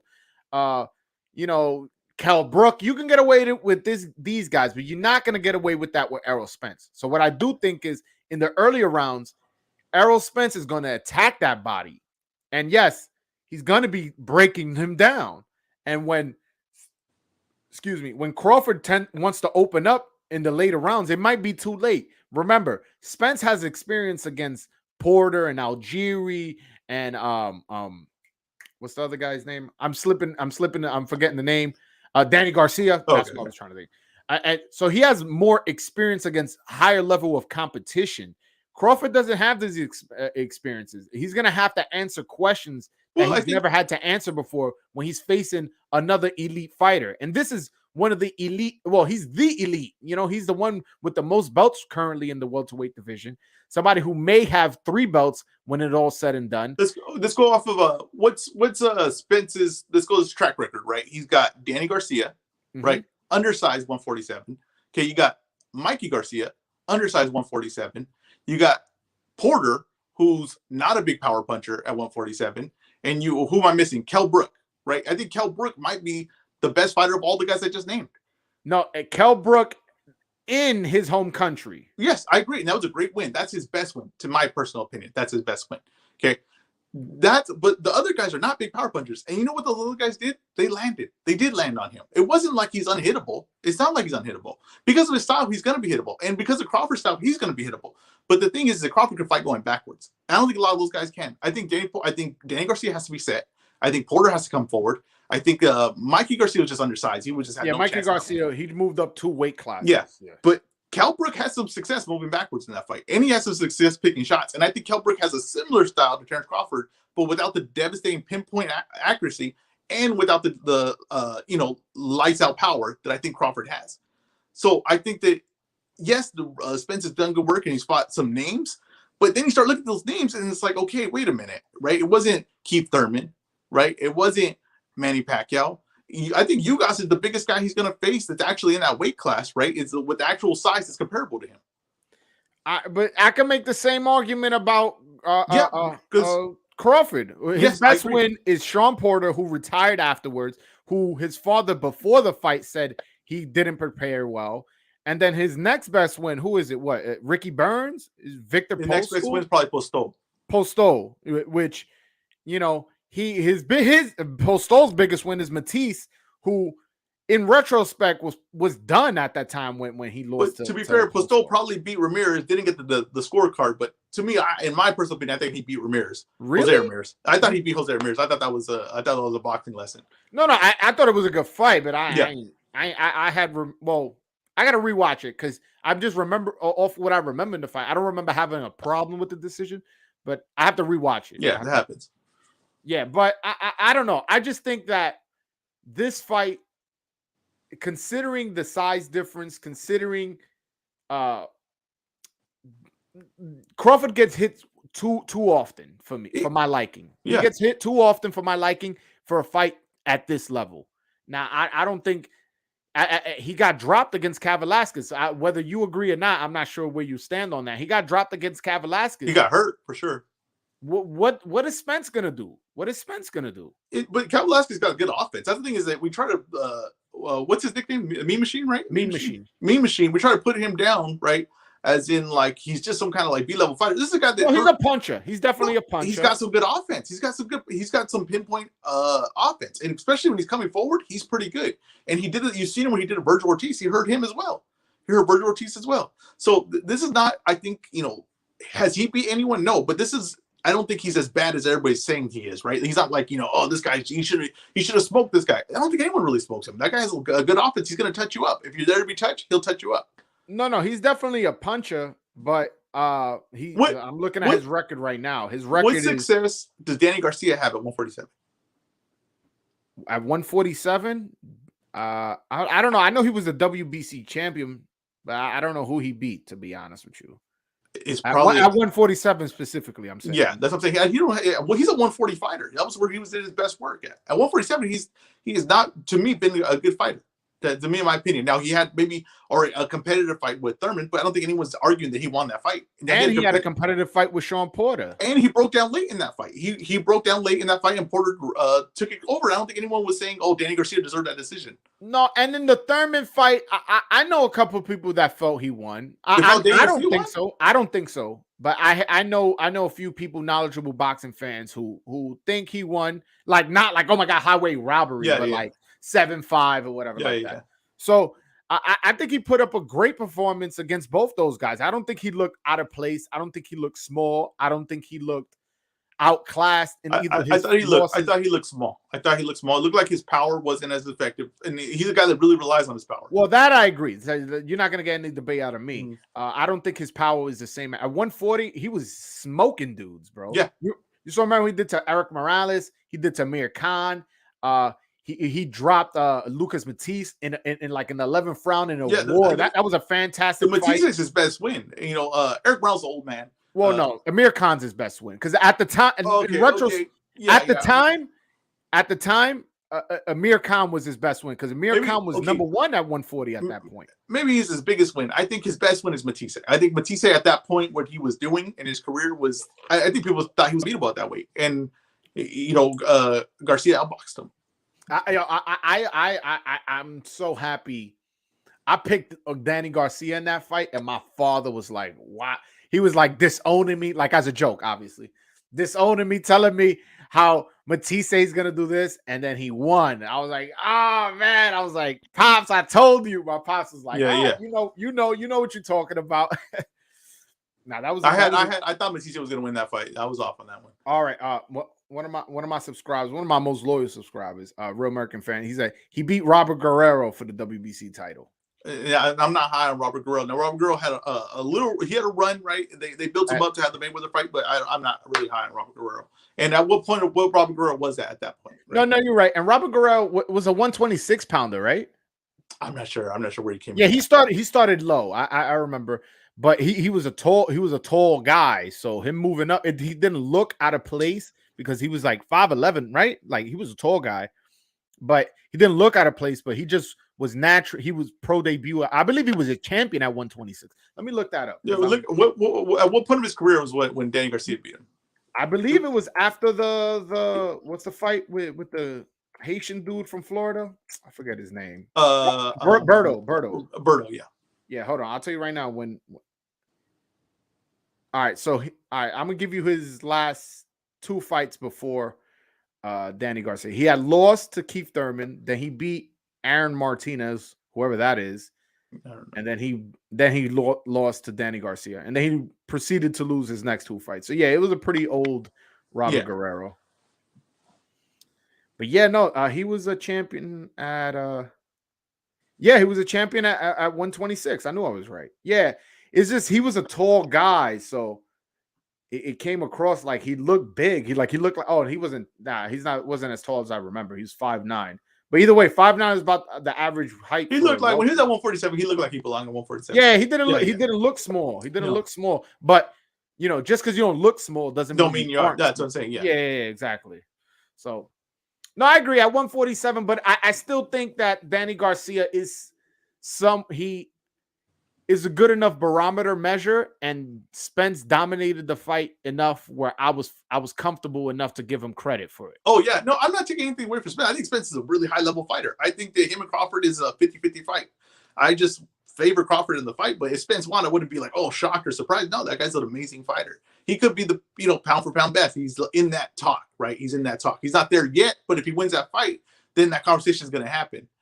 I saw something. I saw an interview of Max Kellerman where Max Kellerman, he said, when has there been 2 undefeated Americans, both in their prime, both champions, that met up in the welterweight division? And he was like, never.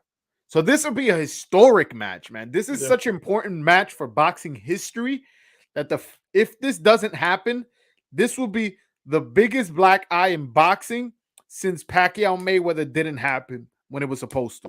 Boxing is full of black guys. That's all. No, but this one would be a very, very deep black eye because, and the reason I bring that up, right now we're having a problem where,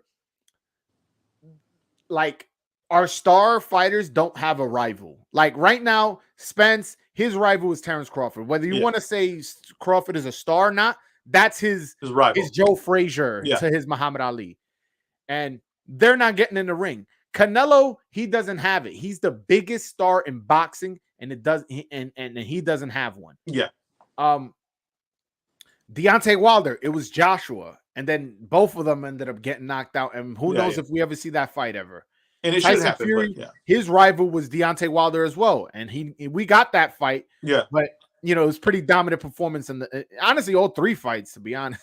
Yeah, well, not the first one. He got dropped twice. But point is, we need rivals. We need these fights to happen, and they just seem not to happen at the right time. And it's happening at a frequent way. We didn't get Loma Mikey. We didn't get Juanma Gamboa. We didn't get Joshua Wilder.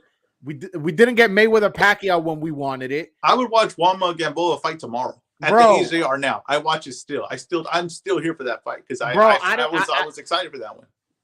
That fight used to cause so much arguments in the boxing gym that I used to attend back in around that time, 08, 07, 09. Bro, that fight would get discussed and it would just cause a whole ruckus. It got to the point where the gym owner was like, guys, we'll talk about the fight when it happens. Like, you guys are not training. You guys, like, that's what they did. The fact that fight didn't happen is a shame, and it was a black eye in boxing. Yeah, they did Victor Ortiz versus Robert Guerrero when they were old as hell, and I was like, why the hell didn't they do Juanma Gamboa old as hell? I'm still for it. I'm still for the fight. Yeah, isn't Juanma like in some legal trouble right now? Or something? I have no idea. I did not follow Juanma's career once he stopped boxing. I'll be honest. Yeah, nah. If I'm not mistaken, I could be wrong. Let me look that up before I'm like over here. And it was a different Juan Manuel Lopez.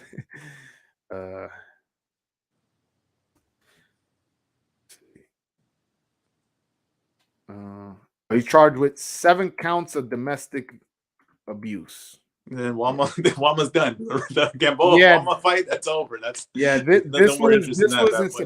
This was in September of 2021. Yeah, and he faces up to 21 years. Jesus Christ! Then we're done with Juanma Gamboa. That fight, it aged too long. No, but either way, yo, Gamboa is done, man. You seen him against Tank and Haney. Yeah, but he tends to go 12 rounds with everyone, though. He's done, but he tends to go 12 rounds with everyone. He got stopped by Tank. I tweeted like an idiot. I thought that they won. I remember that fight as it wants a decision, but that's right. Gamboa got stopped in the last round of that fight. But yeah, and honestly, he could have. He could have went to 12. I have a problem with the stoppage, but he could have survived the 12. It just got stopped, just like he survived the whole fight with a torn ACL. So I mean, Achilles, torn Achilles, which is worse. Yeah, he survived the whole fight with Tank Davis with torn Achilles. Yeah. There's a question. He's asking, is Juanma versus Gamboa as bad as Charlo versus Andre, meaning it not happening? I don't think so. That was a big fight, Juanma versus Gamboa. No, yeah, Juanma Gamboa was a big fight.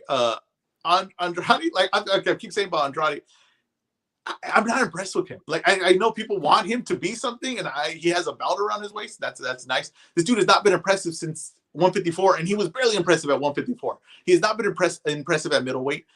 He fights B-level fighters or B-plus fighters, and he'll drop them early, and then he gets worse as the fight goes on. And he drops them early, he goes wild, and then he has a fill-out round for like the next 10 rounds. The guy's not exciting. He's not exciting. To me, he's not all that skilled, heavily skilled. I just don't see it. I don't see it with him. Yeah, I mean, he scored a second round knockout in his last fight. Oh yeah, against the C- fighter. He didn't get better at stopping a fight. They got a guy that he could finally stop. That's a big difference. Well, honestly, with Andrade, I haven't made a proper assessment because I haven't seen him with the right amount of with the right quality opponents, and I don't put it past him being bored in the ring. Like I do put it past that, because you know what Canelo did to Yildirim, that's what you do when you're that level. Okay, you do that to those guys when you're that level. Bro. Come on, you're gonna compare Canelo to Andre? Canelo's number one pound for pound. That's what everybody's comparing Andre to Canelo. They're comparing. Those are fucking idiots, man. You can't compare nobody. Look who you can compare to. Look who you can compare to Canelo: Inouye, Usyk, Josh Taylor. Fine. But you want to compare those guys? I'm not gonna have a problem. You're gonna compare Andre? Come on, bro. I'm saying, but you're at that level, right? You don't have competitive fights with B- fighters. You don't have that. You don't have those fights. So I can judge it now. Now you can say I'm bored and everything. It's fine, but all I can judge you is off what you do in the ring, right? You know what I mean? That's what I'm saying. Why is Canelo never bored? Why is Inoue never bored? Why are they never bored? Why is you're so good that you're bored and no one else is bored? Well, you know what? Another thing too, it's hard to be bored when someone's punching you in the face. It's really hard to be bored at that point. It really is. Somebody says Andrade is the Haney of the middleweights.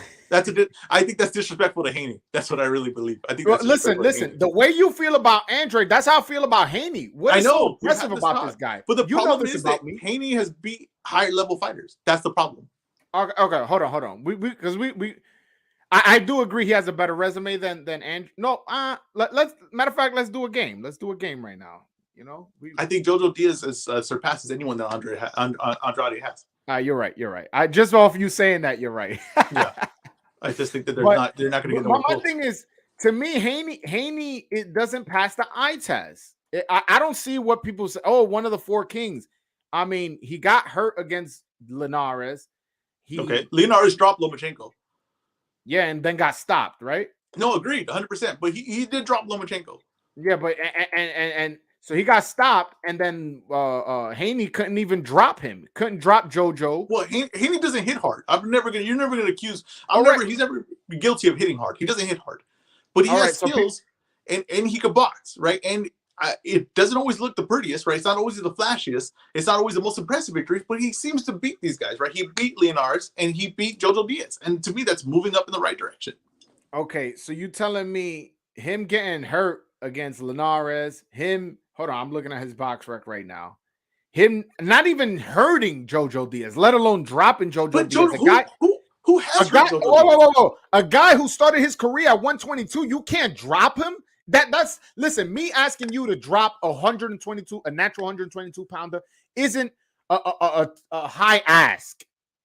I'm telling you, let me I just say this, and this, I don't want this to come off as racist. I'm Mexican, right? Mexicans' weight is different than every other race, I feel like. They can start small, and then by the time we're 40, we're 250 pounds. It doesn't make any sense. There's the science behind it, but no matter what size he was, at 135, Jojo Diaz is a high-level fighter. I really believe he's better than Isak Cruz. I believe he's better than Comey. I believe I had him 1 point better than Kambosos. I don't really know what Kambosos is. We'll find out. But I think Joe Diaz is a high-level fighter. Haney beat him. Now, in my scorecard, I had a little closer than everybody else. He beat him 8-4 on my scorecard. Yeah, I had it a little closer than everybody else. That's fine. But I'll fine with Haney winning the fight. Haney won that fight.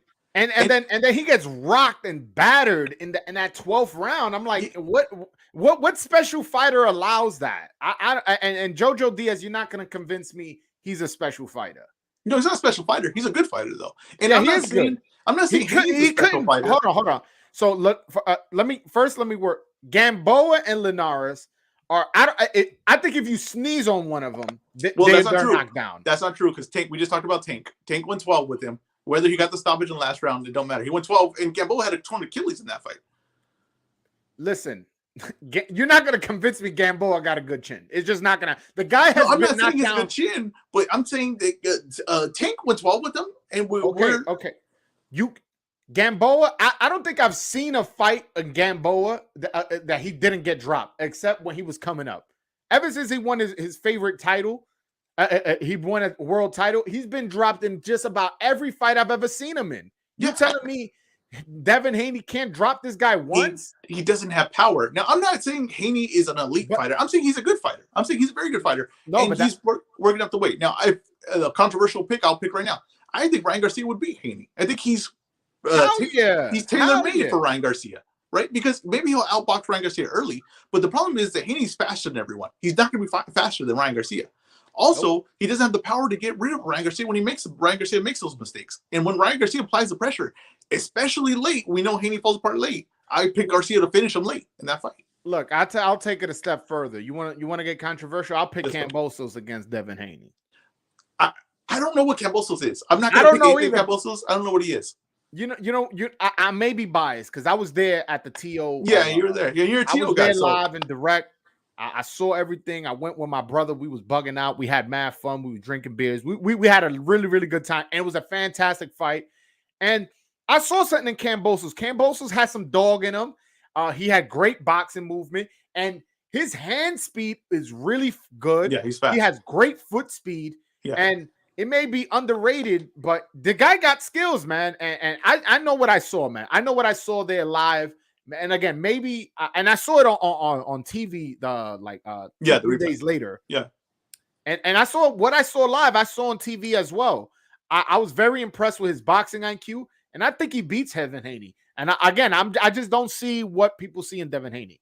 You know what, Kambosos, the one thing that I noticed from the Teofimo fight is that Teofimo pushed him back, right? And he allowed Kambosos to fight going backwards. In all previous fights I've seen Kambosos, he came forward. He was the aggressor. I think he's a much worse fighter coming forward than he is going backwards. If that makes sense, that's just my logic behind it. I think him going backwards, I don't think that's his natural instinct to do, but when he had to do it, it was pretty good.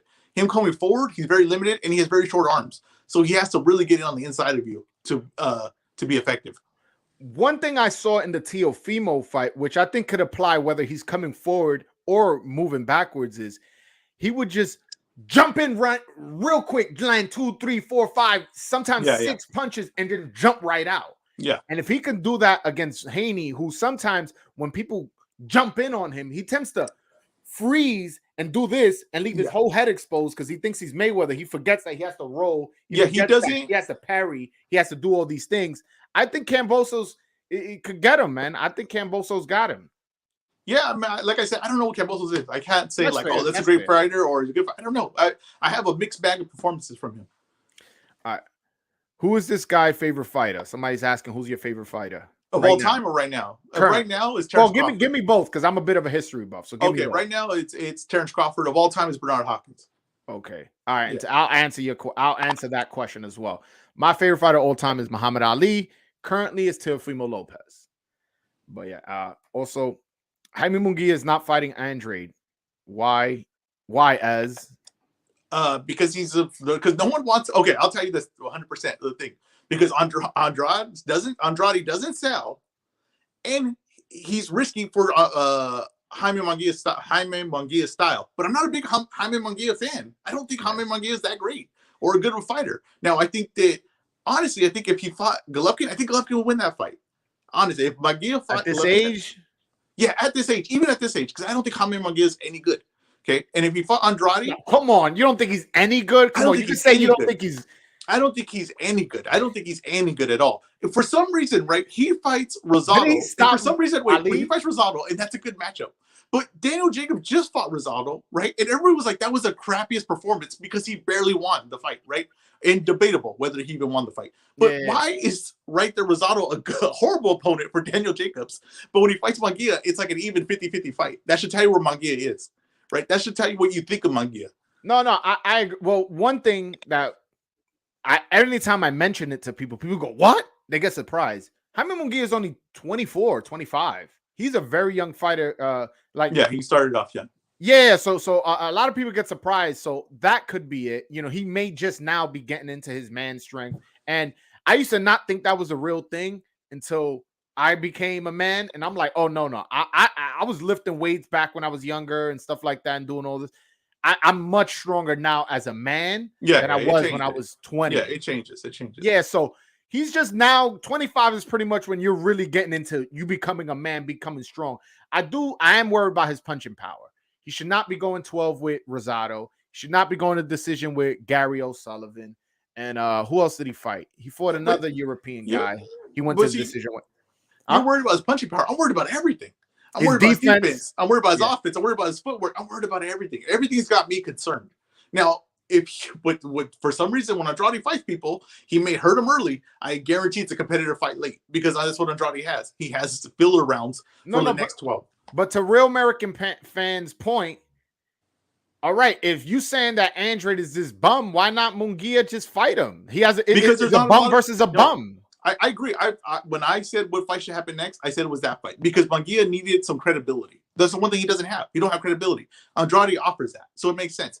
But I think if I need to explain it right, why it's not happening, it's because Andrade doesn't sell. There is no selling power with this guy. I'm just sorry. There's no selling power. So all right, but he's about as popular as Rosado is. You know what? He isn't. That's the sad part. Are you kidding? Yeah, that's a Rosado joke. was on Creed. Right?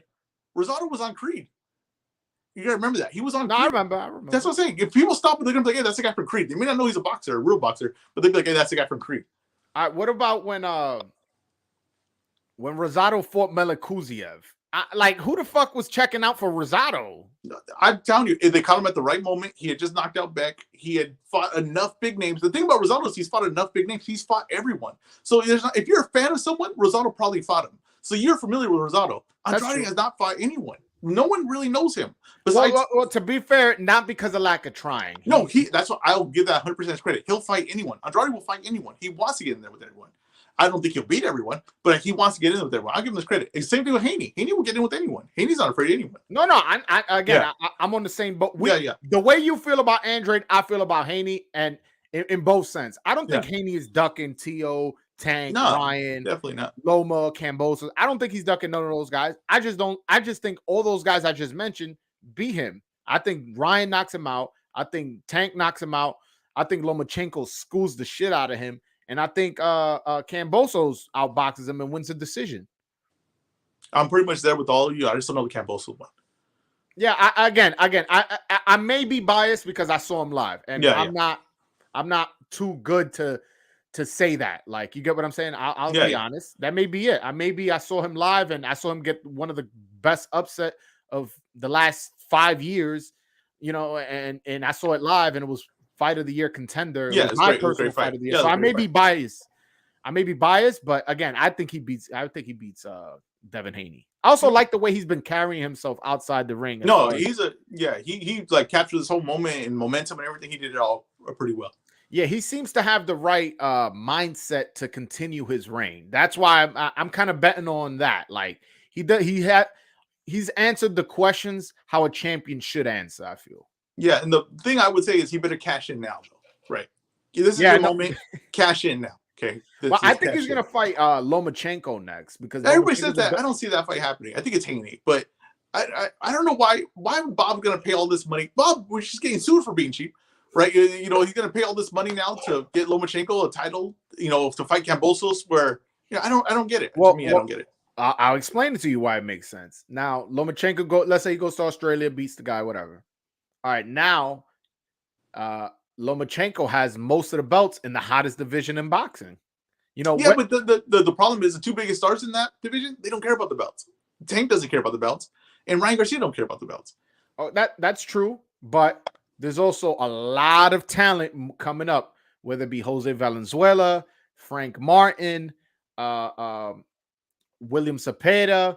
There's a lot of talent that, you know, some of these guys are eventually going to want to fight for a belt. And I agree with you. And if I'm Lomachenko at the age that he's at, the last thing I want to be doing is talking about those guys you just named right now. There's only want Ryan Garcia. I want Tank Davis and now Devin Haney or Kambosos. I'll fight them. That's fine. I don't want to have those guys as my mandatory. All the other guys you just named right now, I don't want as my mandatories. Okay. Well, all right. Well, if he beats Kambosos, you don't think Devin Haney would be willing to fight him? He would. That would make the most sense at that point. Yeah, right? And but then they fight. Okay, that's a good money fight. I don't see Bob Arum losing money on that fight. No, that's a good fight. That makes sense. If those things happen, that makes sense. But then if he wins that fight, right, against Devin Haney, then he just drops the belts and then he's back to square one. That's what I'm saying. With the fight that makes, if we're talking about the best fights, right, not being the biggest fights, the best fight one of the best fights, top 5 for sure, right, in my top 3, I would say Lomachenko versus Tank. That's the fight that needs. Those are the rivals. That's the thing. Those two are the rivals of each other. Yeah, I love that fight. I would love to watch it. You know, it's super. It would be one of the most skilled fights, like just in terms of skills that we've seen in a while. They both have beautiful footwork. Tank has amazing power. You know, Lomachenko brings all this experience, whether it be through the amateurs as well as being a 3-division world champion. I love that fight. I made a video when I first started my YouTube channel. The video quality isn't as good as it is now. But yeah, that was one of the fights I asked for. I had like a whole little segment where it was called Fights We Want, but I Know We Won't Get. Yeah, so, and that's where it is. It's still there right now because it's not going to happen, but it's a fight that should happen.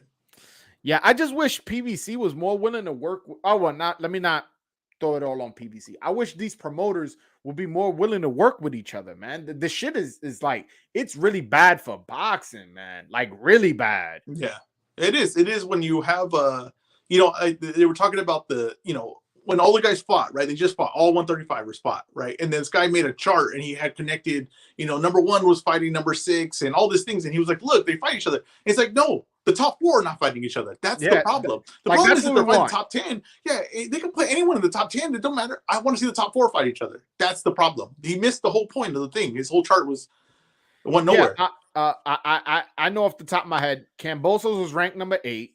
Isaac Cruz was ranked number 9.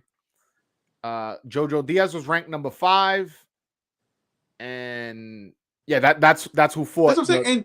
And they wanted to brag about that. Like, if that was something that was good that was happening for boxing, it was like, no. Okay, when I watch the Super Bowl, when I watch the playoffs, I'm not glad that number 1 is facing number 10. That's the first round of the playoffs. That's what I want to get past. I want to get to the next round. Okay, that's what the problem. He was showing me the first round of the playoffs, like I was excited. Yeah, we need to, and that's why I love the Super 6 series.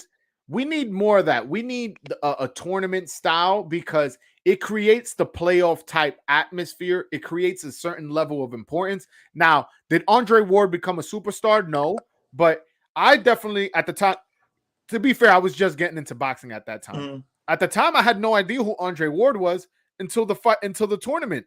That's when I got familiar and I was like, oh shit, like this guy is actually good. I remember seeing him fight Mikkel Kessler and we won. And I was like, that guy has a real good style. I love his jab. I love how he's tough on the inside.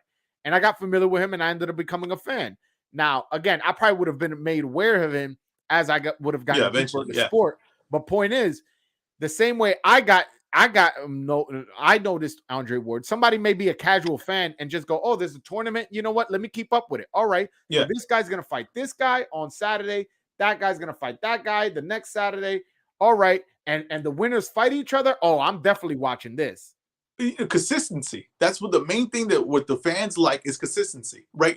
Football is on every Sunday from this time to this time. Okay. Most people watch the Red Zone channel, don't even watch one whole full game. They just watch from this block, this hour to this hour. They watch it because it's consistently there.